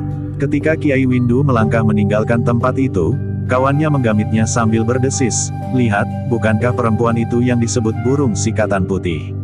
Kiai Windu mengerutkan keningnya, katanya, "Oh, iya, sikatan putih. Kita melihat, apa yang dapat dilakukan," berkata kawan Kiai Windu, "agaknya perempuan itu terlalu garang." Ternyata bahwa Kiai Windu pun tidak melangkah terus. Ia masih sempat memperhatikan sikatan putih itu dengan garang menyergap lawannya yang berkata, "Kawanmu itu telah memfitnahku. Tetapi jika kau langsung mempercayainya, maka apa boleh buat? Jangan banyak bicara," bentak sikatan putih yang sebenarnya bernama Rukmi itu. Dengan tangkasnya ia menyerang semakin cepat. Kakinya yang terhitung kecil itu mampu bergerak cepat sekali. Meloncat, melenting dan kemudian menyambar lawannya dengan tangan yang mengembang. Kawan Kiai Windu tiba-tiba saja tertawa. Katanya, perempuan itu memang pantas disebut sikatan putih. "Mungkin ia pantas disebut sikatan, tetapi tidak putih," sahut Kiai Windu. Kawannya tidak menjawab, ia melihat perkelahian itu menjadi semakin cepat. Sekali-sekali perempuan itu berloncatan mengitari lawannya. Namun tiba-tiba bagaikan menukik menyambar. Memang kadang-kadang sangat mengejutkan. Benar-benar seperti sikatan menyambar Bilalang, berkata kawan Kiai Windu. Bilalang yang dungu, berkata Kiai Windu. Lalu, marilah, kita mempunyai tugas sendiri. Sebentar, aku ingin melihat apa yang akan dilakukannya atas laki-laki itu, jawab kawannya yang masih belum mau beranjak dari tempatnya. Meskipun jarang sekali terjadi bahwa seseorang menaruh perhatian begitu besar terhadap perkelahian, namun karena yang berkelahi adalah sikatan putih, maka ternyata ada juga beberapa orang yang melihatnya meskipun dari jarak yang agak panjang. Ternyata bahwa sikatan putih itu benar-benar seorang perempuan yang luar biasa. Ia memiliki beberapa kelebihan dari lawannya meskipun lawannya seorang laki-laki. Sikatan putih mampu bergerak jauh lebih cepat dari lawannya. Agaknya ia memang mampu bergerak lebih cepat dari lawannya. Agaknya ia memang bertumpu pada kecepatan geraknya itulah, sehingga ia mampu memiliki nama yang besar sebagai sikatan putih. Marilah, ajak Kiai Windu. Sebentar Kiai, aku ingin melihat sikatan putih itu mengakhiri pertempuran. Apa yang akan dilakukan atas lawannya jika ia sudah memenangkannya, berkata kawan Kiai Windu. Aku tidak tahu kenapa ia disebut sikatan putih. Coba apakah kau tahu, yang putih itu apanya? Sikapnya, hatinya, pakaiannya atau barangkali rambutnya yang mulai ubanan. Desis Kiai Windu. Kawannya tidak menyahut, namun ia melihat beberapa kali sikatan putih itu mampu mengenai tubuh lawannya dengan serangan-serangannya yang cepat dan keras, sehingga sekali-sekali lawannya itu terdorong surut. Namun Kiai Windu pun kemudian menjadi berdebar-debar ketika tiba-tiba saja lawan sikatan putih itu telah mencabut senjatanya, sehelai pedang yang tidak terlalu panjang. Kawan Kiai Windu pun menjadi tegang. Bahkan hampir di luar sadarnya ia berkata, pedang itu dapat membahayakan dirinya sendiri. Jika sikatan putih itu menarik goloknya, maka kemungkinan yang lebih buruk dapat terjadi atas dirinya. Tanpa senjata ia akan dapat dikalahkan, bahkan mungkin wajahnya akan menjadi merah biru. Tetapi dengan senjata, bahkan nyawanya akan dapat melayang jika golok perempuan itu menembus jantungnya. Marilah, ajak Kiai Windu, kau tahu, aku berjanji untuk menemui mereka sekarang. Waktunya belum sampai Kiai. Bukankah Kiai kemarin mengatakan, waktunya sama dengan kemarin? Dan sekarang bukankah masih terlalu sore? Jawab kawannya. Kiai Windu hanya menarik nafas. Tetapi sebenarnya lah bahwa ia ingin juga melihat akhir dari perkelahian itu. Yang diduga oleh Kiai Windu dan kawannya memang terjadi. Ketika laki-laki itu mempergunakan pedangnya, maka sikatan putih itu pun nampaknya menjadi semakin marah. Karena itu, maka ia pun telah menarik goloknya pula. Pertempuran itu pun kemudian memang menjadi semakin seru. Dengan senjata di tangan, masih juga jelas bahwa sikatan putih memiliki kelebihan pula dari lawannya. Goloknya berputar semakin lama semakin cepat sehingga lawannya menjadi bingung karenanya bahkan dalam pertempuran yang semakin cepat, ujung golok sikatan putih itu mulai menyentuh tubuh lawannya. Terdengar laki-laki itu mengumpat, namun ia memang tidak dapat berbuat terlalu banyak. Jika kemudian banyak pula orang yang menyaksikan pertempuran itu, bukannya karena mereka ingin mencampuri persoalan yang terjadi antara mereka yang sedang berkelahi. Tetapi mereka mulai tertarik melihat kedua orang yang memiliki ilmu pedang yang cukup tinggi itu. Bahkan beberapa orang petugas yang pada umumnya bertubuh raksasa itu telah ikut melihat pertempuran itu pula karena mereka tertarik pada permainan ilmu pedang mereka. Namun sebegitu jauh, masih belum ada seorang pun yang ikut campur.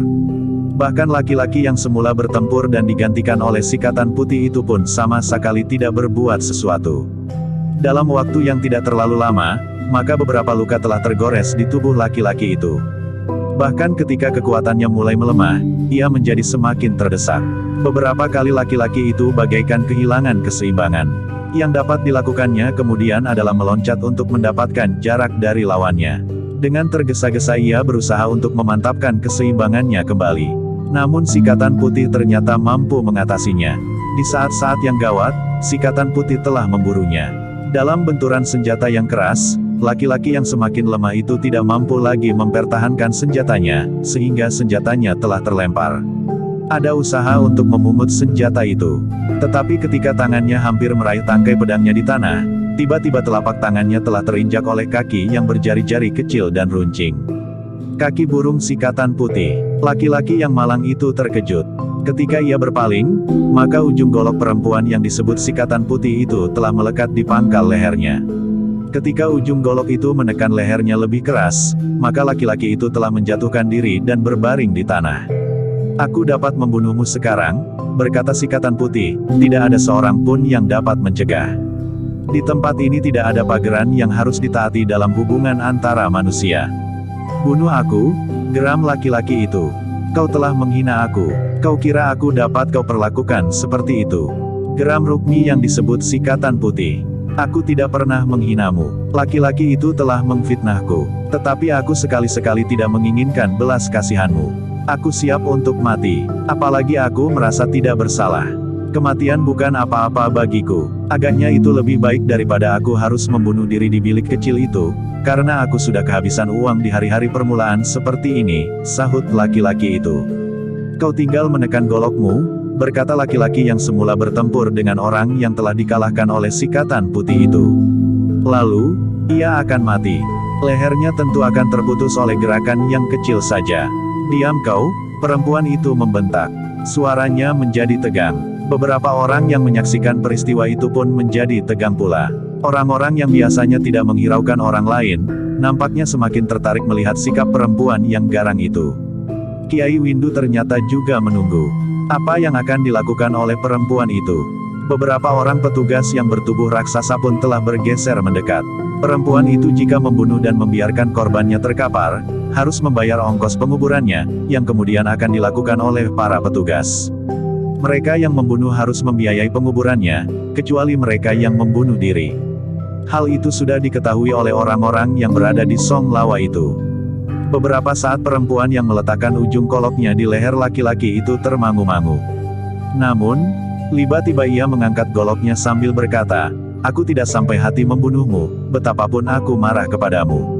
Kita pernah berhubungan dengan akrab, dan kita pernah saling jatuh cinta. Tetapi jika sekali lagi kau menghinaku, maka aku benar-benar akan membunuhmu. Bunuh aku sekarang," geram laki-laki itu. "Sudah aku katakan, bahwa aku tidak pernah menghinamu. Aku hanya mengatakan satu kebenaran, sama sekali tidak untuk dibelas kasihani." Sikatan itu merenung sejenak. Ia pun kemudian berpaling kepada laki-laki yang semula bertempur sebelumnya.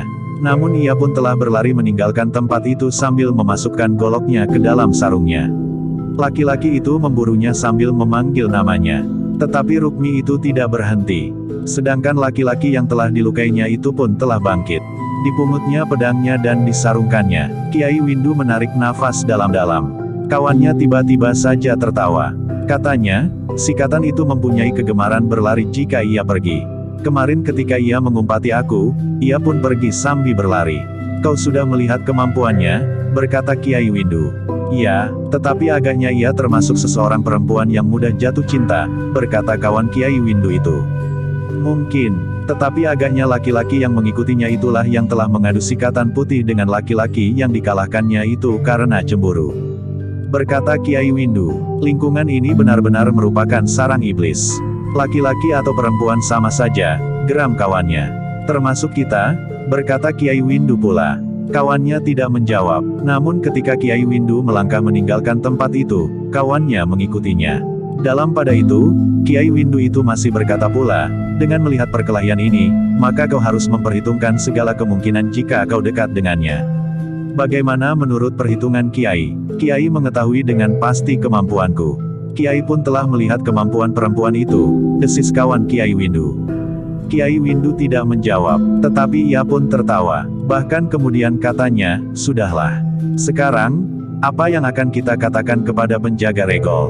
"Seperti kemarin." "Ya, kita tidak mempunyai cara lain," jawab kawannya. "Baiklah, aku akan mencobanya. Mudah-mudahan mereka tidak mencurigai kami," berkata Kiai Windu pula. Ketika Kiai Windu mendekati penjaga yang berada di regol pada lapisan yang dalam itu, ternyata yang bertugas bukan orang yang kemarin. Karena itu, maka ia pun telah menarik nafas dalam-dalam. Kepada kawannya ia berbisik, "Syukurlah, bahwa petugasnya sudah berganti. Mereka tentu tidak akan mencurigai kami."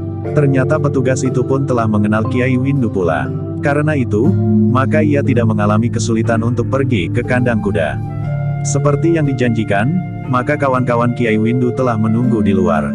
Ketika Kiai Windu memberikan isyarat dan mengucapkan kata-kata sandi, kawannya yang berada di luar dinding di lapis yang luar itu pun berkata, "Aku sudah menunggu terlalu lama. Maaf, ada peristiwa yang menarik untuk ditonton," desis Kiai Windu. Lalu, "Nah, apa pesan terakhir?" "Kami sudah siap. Kami tinggal menunggu perkiraan kekuatan yang ada di dalam lingkungan ini. Para penjaga dan orang-orang yang menurut penilaian Kiai akan terlibat," berkata orang yang di luar. Kiai Windu pun kemudian telah memberikan keterangan terperinci menurut hasil pengamatannya selama ia berada di Songlawa. Ia pun telah memberikan gambaran orang-orang terkuat atas dasar pertimbangan mereka yang mampu mengatasi sirep. Tetapi Kiai Windu pun memberikan pertimbangan-pertimbangan lain, agar kawan-kawan yang berada di luar tidak mempunyai penilaian yang salah yang akan dapat menjerumuskan mereka dalam kesulitan. Namun dalam pada itu, Kiai Windu pun bertanya, bagaimana dengan kedua orang tua itu? "Ada orang-orang khusus yang ditunjuk untuk menjinakkan mereka," jawab orang yang di luar. "Cara apa yang dipergunakan?" bertanya Kiai Windu. "Cara terakhir, kekerasan. Tetapi akan ditempuh kemungkinan cara yang lain," jawab orang yang di luar. "Baiklah, bukankah kami yang di dalam masih mempunyai waktu 2 malam dan sehari besok?" bertanya Kiai Windu. "Ya, kalian harus membuat persiapan-persiapan yang matang. Di luar, medan telah kami kuasai dengan baik. Tidak ada yang perlu dicemaskan," jawab kawannya yang di luar. "Baiklah, kuasai 2 orang tua itu.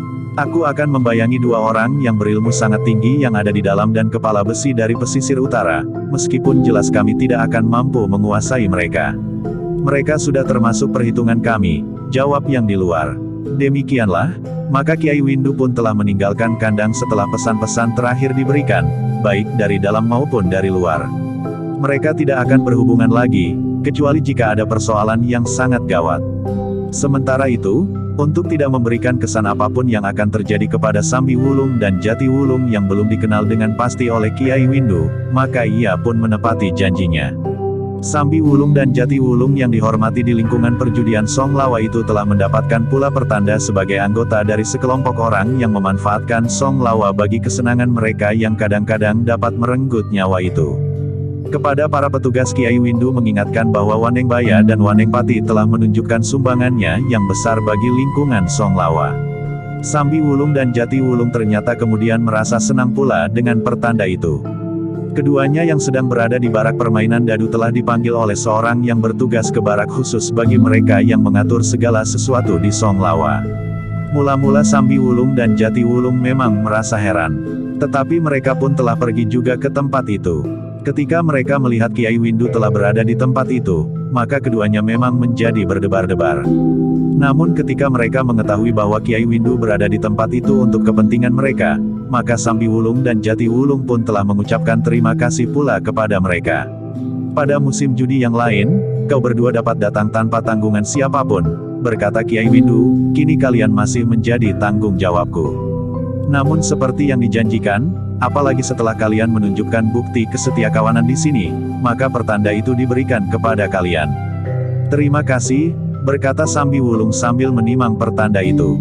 Demikian pula Jati Wulung. "Sekarang silahkan kembali ke barak permainan dadu itu," seorang petugas yang telah memberikan pertanda itu mempersilahkan.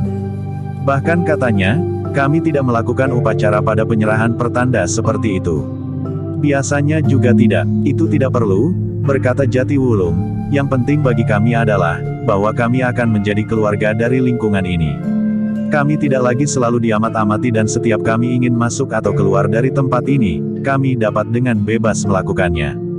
Demikianlah keduanya pun telah kembali ke barak permainan dadu. Dengan pertanda itu, maka Sambi Wulung dan Jati Wulung merasa telah diyakinkan, bahwa akhirnya mereka akan dapat mengetahui lebih banyak tentang Puguh. Jika tidak di musim perjudian saat itu, maka di musim yang akan datang. Dengan pertanda itu, maka tidak ada lagi kesulitan bagi keduanya untuk memasuki tempat itu. Namun dalam pada itu, Kiai Windu telah berpikir lain. Bahkan kepada seorang kawannya yang menyertainya ia berdesis, "Sayang, mereka tidak akan mempergunakannya." Kawan Kiai Windu hanya mengangguk-angguk saja. Dalam pada itu, maka Kiai Windu pun telah meninggalkan barak khusus itu pula. Namun mereka memang tertegun ketika mereka berpapasan dengan orang yang agak bongkok yang sudah dikenalinya sebagai seorang yang menyandang tugas sandi di luar Song Lawa, datang menghadap para pemimpin lingkungan Song Lawa itu justru dengan tergesa-gesa. Kiai Windu yang menggamit kawannya berdesis, apalagi yang dilakukan oleh si bongkok itu. Kawannya termangu-mangu, namun kemudian Kiai Windu berkata, "Kita kembali ke barak itu. Apa yang dapat kita lakukan?" Bertanya kawannya. "Untung-untungan," jawab Kiai Windu. "Semua rencana sudah tersusun. Kita tidak dapat bekerja untung-untungan," jawab kawannya. "Hanya dalam masalah ini, apakah kita akan dapat mendengar sesuatu atau tidak?" jawab Kiai Windu. Kawannya tidak membantah, ia pun kemudian mengikuti Kiai Windu kembali ke barak itu. Tanpa merasa bersalah keduanya begitu saja memasuki ruangan para pemimpin lingkungan Song Lawa itu. Seakan-akan mereka tidak tahu apa yang sedang terjadi di dalamnya. Dengan sikap yang wajar mereka tiba-tiba saja telah berdiri di pintu ruangan itu. Orang-orang yang agaknya memang sedang berbincang dengan sungguh-sungguh itu terkejut. Seorang di antara mereka dengan menahan diri melangkah mendekati Kiai Windu yang nampak termangu-mangu. "Maaf, apakah sedang ada pembicaraan penting di sini?" bertanya Kiai Windu. "Tidak Kisanak," jawab orang yang melangkah mendekat itu, "tetapi kenapa Kisanak kembali? Bukankah yang kau inginkan sudah diberikan kepada kedua orang itu?" "Benar," jawab Kiai Windu, "aku hanya ingin bertanya, apakah pada kesempatan lain aku diizinkan membawa beberapa orang kawanku lagi memasuki lingkungan ini?" "Oh, kenapa tidak?" jawab orang yang mendekatinya itu. Ia telah memaksa bibirnya untuk tersenyum, "Silahkan. Tetapi dengan tanggung jawab yang berat. Jika orang di bawah tanggungan itu melakukan kesalahan di sini yang dapat merugikan seluruh lingkungan, maka Kisanaklah yang harus mempertanggungjawabkannya." Kiai Windu mengangguk-angguk, namun ia pun kemudian berkata, "Maaf jika kami mengganggu. Kami tidak tahu, bahwa agaknya ada persoalan yang penting." "Tidak apa-apa Kisanak," jawab orang itu. Kiai Windu pun kemudian meninggalkan tempat itu. Namun ia pun kemudian berkata, "Aku sempat mendengar orang bongkok itu menyebut sekelompok orang. Tentu kawan-kawan kamilah yang dimaksud." "Mungkin," berkata kawan Kiai Windu, "memang tidak mustahil bahwa 1-2 orang petugas yang mengawasi bagian luar dari Song Lawa ini melihat sekelompok orang yang memang berada di sekitar tempat ini." "Kau tahu, bahwa kita tidak menghendaki itu," desis Kiai Windu. "Ya," jawab kawannya, "tetapi sulit untuk menyembunyikan sekelompok orang di sekitar lingkungan ini. Jika yang terjadi sebagaimana dilakukan para perampok itu, maka memang tidak akan banyak persoalan yang timbul." Kiai Windu mengangguk-angguk. Katanya, rasa-rasanya waktu yang tersisa itu menjadi sangat panjang. Dalam waktu sehari semalam serta ujung malam ini ada 1000 kemungkinan yang dapat terjadi. "Kemungkinan yang sangat gawat sekalipun," desis kawannya. "Tetapi agaknya tugas kita untuk mengatasinya di sini," berkata Kiai Windu kemudian. Kawannya mengangguk-angguk. Katanya dengan nada rendah, "Sulit untuk mengatasi 2 orang yang berilmu tinggi itu." "Wanengbaya dan Wanengpati maksudmu?" berunya Kiai Windu. "Ya," jawab kawannya. Kiai Windu mengangguk-angguk. Katanya, "Bahkan mungkin mereka masih menyimpan ilmu jauh lebih tinggi lari yang diperlihatkan. Apalagi Wanengbaya yang nampaknya lebih dapat mengendalikan diri. Aku tidak percaya bahwa kemampuan memanah Wanengbaya tidak setajam kemampuan Wanengpati. Demikian pula dalam perkelahian dengan para perampok. Nampaknya Wanengbaya sengaja menyembunyikan kemampuannya. Bahkan menurut perhitunganku, Wanengpati pun masih belum sampai ke puncak kemampuannya. Baik ketika ia berkelahi melawan kepala besi, maupun dengan pemimpin perampok itu. Bahkan ia membiarkan dirinya terluka, karena ia tahu luka itu tidak berbahaya sama sekali bagi dirinya." Kawannya mengangguk-angguk pula. Katanya, "Satu kerja yang berat. Itu kita sudah tahu sebelumnya," jawab Kiai Windu. Keduanya pun kemudian terdiam ketika mereka mendekati barak permainan dadu. Ketika mereka masuk ke dalamnya, dilihatnya kedua orang kawannya masih juga sibuk bermain. Demikian pula Jati Wulung yang sudah kembali ke permainan dadunya. Nampaknya mereka masih mempunyai persediaan uang cukup untuk hari itu.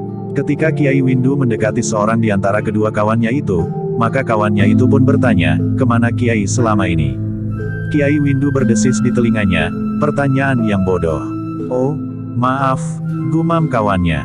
Namun yang bertanya kemudian adalah Kiai Windu, "Bagaimana dengan kau?" "Separuh uangku aku sediakan untuk hari ini telah habis." Tetapi masih ada kemungkinan untuk menang, jawabnya. Kiai Windu pun bergeser ke kawannya yang seorang lagi. Namun agaknya kawannya yang satu ini lebih beruntung. Katanya, aku belum kalah malam ini meskipun agaknya juga tidak menang. Kiai Windu tertawa. Sambil menepuk bahu kawannya ia pun kemudian bergeser pula mendekati Jati Wulung yang duduk hampir di ujung. Sedangkan Sambi Wulung berdiri di belakangnya. Ketika Kiai Windu mendekatinya Sambi Wulung telah bersungut sebelum mendapat pertanyaan, semula Wanengpati menang. Tetapi setelah kami dipanggil ke barak khusus itu dan kemudian kembali lagi, ia justru menjadi kalah. Kiai Windu tertawa. Katanya, bukan salahku. Bukankah di sana kau mendapat sesuatu yang berarti bagimu? Ya, jawab Sambi Wulung. Tetapi kemudian katanya, Wanengpati telah hampir kehabisan uang. Apakah ia memerlukan bantuan? Bertanya Kiai Windu. Tidak, siapa tahu di saat-saat terakhir ia menang. Jawab Sambi Wulung. Kiai Windu masih saja tertawa. Katanya, kalian dapat mencobanya. Tetapi Wanengpati sudah tidak lagi dapat memungut uang dari arena panahan. Meskipun demikian kau dapat melakukannya. Sedikit demi sedikit, ternyata kau menang cukup banyak di arena panahan. Sambi Wulung tidak menyahut, tetapi ia mulai memperhatikan lagi permainan Jati Wulung. Sambi Wulung menarik nafas dalam-dalam ketika uang Jati Wulung yang dipasang telah diambil pula oleh petugas karena ternyata Jati Wulung telah kalah lagi. Kiai Windu pun menjadi tegang pula menyaksikan permainan itu. Namun di putaran berikutnya, ternyata Jati Wulung telah menang dan mendapat sebagian dari uangnya kembali. Kiai Windu sendiri malam itu tidak ikut bertaruh dalam permainan dadu itu. Tetapi ia menunggui sampai saatnya Jati Wulung bangkit sambil menekan lambungnya. Sambil menggeliat ia berdesis, uangku habis. Apakah kau masih berminat? Bertanya Kiai Windu. Barangkali aku juga membawa uang meskipun tidak seberapa. Tidak? Jati Wulung menggeleng, aku pun telah menyediakan takaran untuk sehari seperti beberapa orang lain. Jika takaran itu habis, maka aku akan berhenti untuk hari ini. Dengan demikian, maka Sambi Wulung, Jati Wulung dan Kiai Windu serta kawan-kawannya pun telah mengakhiri permainan. Malam memang telah larut, meskipun masih banyak orang yang tetap berada di permainan dadu yang akan berlangsung sampai menjelang pagi. Seorang kawan Kiai Windu memang kalah. Tetapi seorang yang lain ternyata malam itu memenangkan permainan. Namun ketika kemudian mereka sudah berada di bilik dan sebagian dari mereka telah tertidur, Kiai Windu yang duduk bersandar dinding merasa bahwa sisa malam itu agaknya masih terlalu panjang. Apalagi ia masih harus menunggu sehari dan semalam lagi. Sementara itu orang yang bongkok itu telah mondar-mandir menghubungi para pemimpin dari Song Lawa itu. Menjelang matahari terbit, Kiai Windu sempat pula tidur sejenak ketika kawan-kawan justru telah bangun. Satu demi satu kawan-kawan Kiai Windu telah pergi ke Pakiwan. Namun agaknya yang ingin mempergunakan Pakiwan itu terlalu banyak, meskipun di beberapa tempat yang lain telah disediakan pula. Agaknya karena banyak orang yang berkeliaran di sekitar Pakiwan itu, maka perempuan-perempuan yang ada di dalamnya cenderung menduga bahwa ada laki-laki yang sedang mengintipnya. Karena itu, maka ada di antara mereka yang tiba-tiba saja marah tanpa sebab. Kawan Kiai Windu yang pernah mengalami sebagaimana pernah dialami oleh Jati Wulung berusaha untuk tidak mendekat jika yang ada di dalamnya adalah seorang perempuan, agar mereka tidak diumpatinya lagi. Ketika matahari mulai naik, maka Kiai Windu yang bangun terakhir pun telah siap pula. Demikian pula Sambi Wulung dan Jati Wulung. Seperti biasanya maka mereka telah pergi ke kedai lebih dahulu sebelum mereka turun ke arena yang mereka pilih. Ternyata hari itu Kiai Windu telah menyebar kawan-kawan. Ketiga orang itu harus berada di tempat yang berbeda untuk membuat pengamatan terakhir. Bahkan seorang di antara mereka ditugaskan untuk mengamati tingkah laku Sambi Wulung dan Jati Wulung. Apakah ada perubahan atau mereka berbuat sebagaimana mereka lakukan sehari-hari? Keduanya banyak berhubungan dengan anak-anak muda, jawab salah seorang kawan Kiai Windu. Jika itu yang dilakukan, maka ia berbuat wajar sebagaimana dilakukan sejak ia memasuki lingkungan ini, berkata Kiai Windu. Tetapi perhatian mereka yang terbesar setuju kepada anak muda yang bernama Pugu itu, berkata kawannya pula. Itu pun wajar, desis Kiai Windu, Pugu juga menaruh perhatian sangat mengaguminya. Tetapi anak-anak muda yang lain tidak berbuat sebagaimana dilakukan oleh Pugu. Kawan-kawan Kiai Windu mengangguk-angguk. Demikianlah, ketika mereka meninggalkan kedai, maka mereka pun mulai memilih sasarannya masing-masing. Kalian terpisah-pisah hari ini? Bertanya Jati Wulung. Kami mempunyai keinginan yang berbeda-beda, jawab salah seorang kawan Kiai Windu. Sementara itu Sambi Wulung bertanya kepada Kiai Windu, Kiai akan berada di mana? Mencari tambahan uang untuk menyambung hari di sini, jawab Kiai Windu. Panahan, bertanya Sambi Wulung. Ya, jawab Kiai Windu. Sambi Wulung tersenyum, ia pun telah berniat untuk turun ke lapangan panahan. Sementara itu, Jati Wulung telah berniat untuk berada bersama Puguh pada hari itu. Demikianlah, maka sejenak kemudian mereka pun telah terpencar. Sambi Wulung seperti yang dikatakan telah berada di arena panahan sebagaimana Kiai Windu. Dua orang kawan Kiai Windu berada di arena sabung ayam dan permainan dadu. Sedangkan yang seorang lagi, ternyata telah mengikuti Jati Wulung. Aku ikut, berkata kawan Kiai Windu. Aku tidak ikut di perjudian manapun, jawab Jati Wulung. Kemana saja? Jawab kawan Kiai Windu itu. Kenapa? Bertanya Jati Wulung. Sedikit meningkatkan wibawa, bahwa aku adalah kawanmu, jawab kawan Kiai Windu. Ah kau, geram Jati Wulung. Namun kemudian sambil tersenyum ia berkata, kau tentu sedang mengamati aku. Mengamati, kawan Kiai Windu bertanya, tetapi sebenarnya ia menjadi berdebar-debar. Kau selalu curiga bahwa aku pergi menemui burung sikatan putih. Hei, aku sudah mendengar bahwa perhatianmu tertuju kepada burung yang buas itu, jawab Jati Wulung. Kawan Kiai Windu menarik nafas dalam-dalam. Katanya di dalam hati, jika itu soalnya, aku tidak berkeberatan. Tetapi ia berkata, jangan mendekati sikatan putih itu.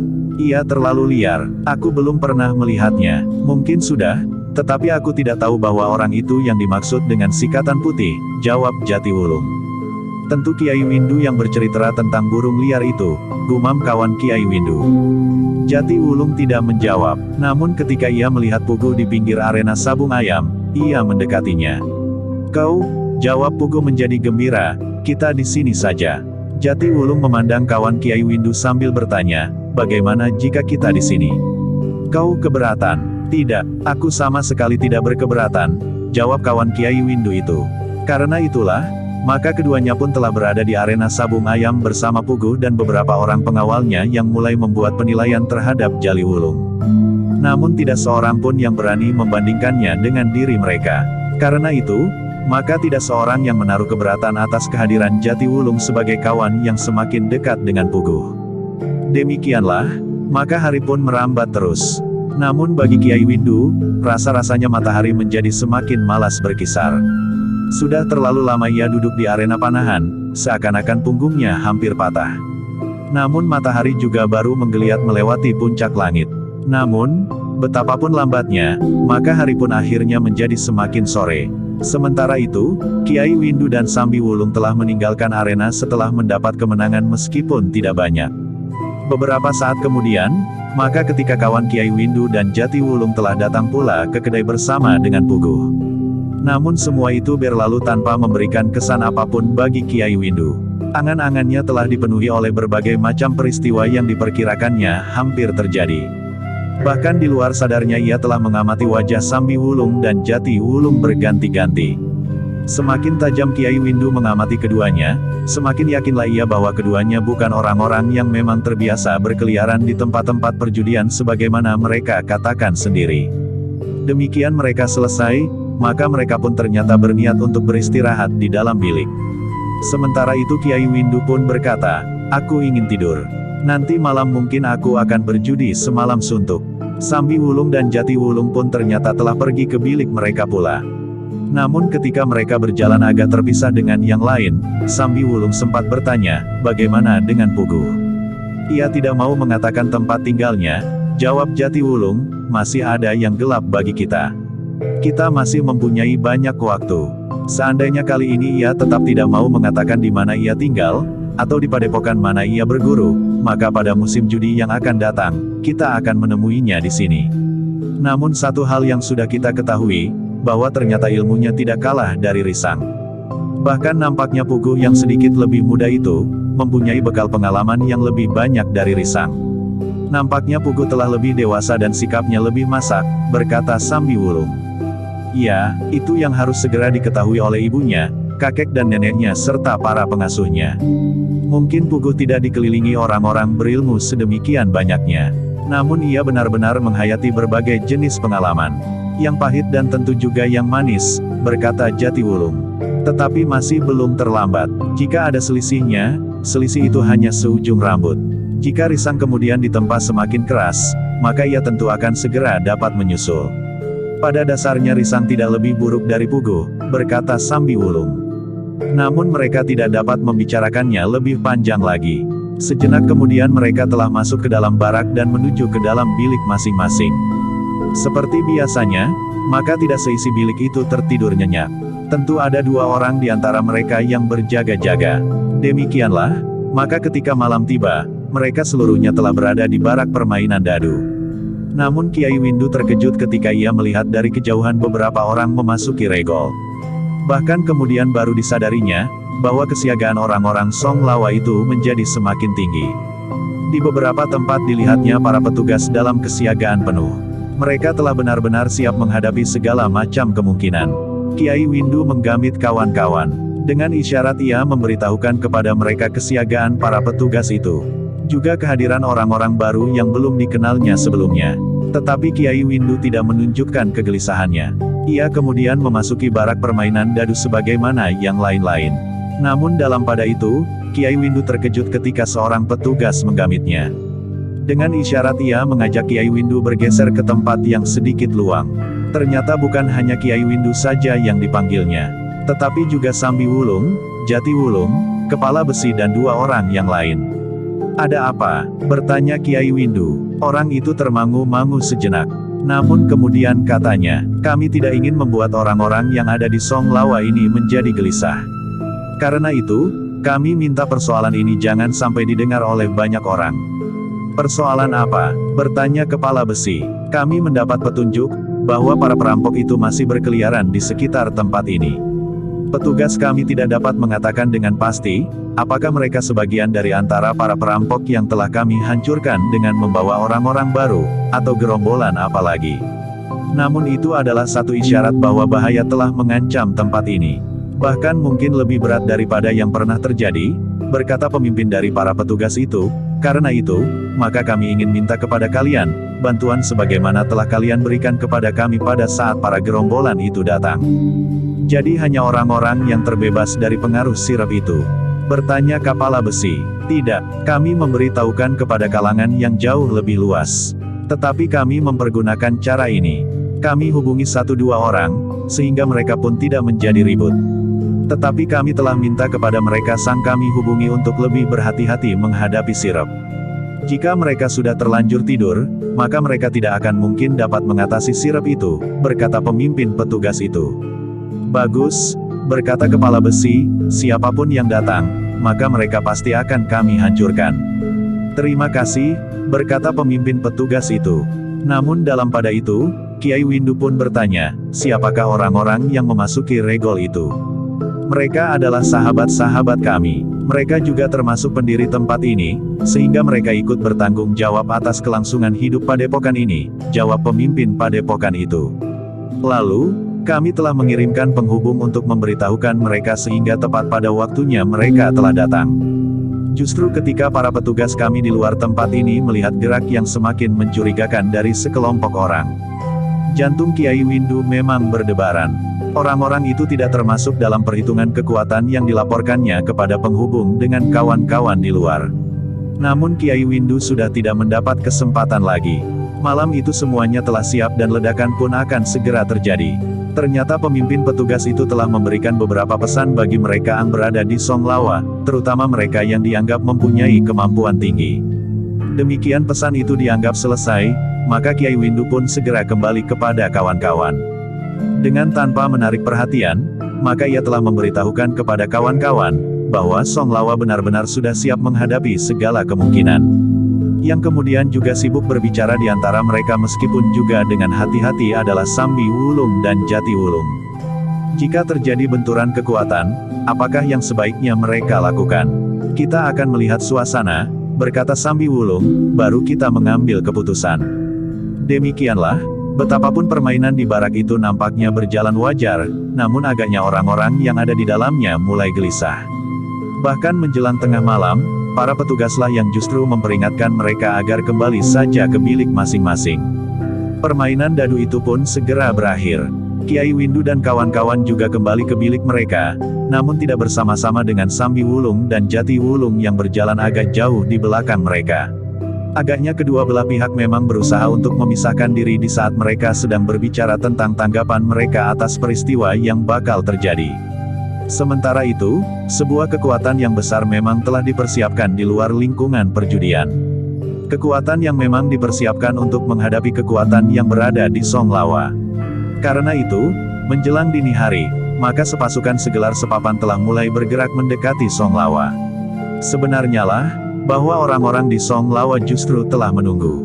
Mereka mengira bahkan akan ditebarkan lagi kekuatan sirap sebagaimana yang telah terjadi.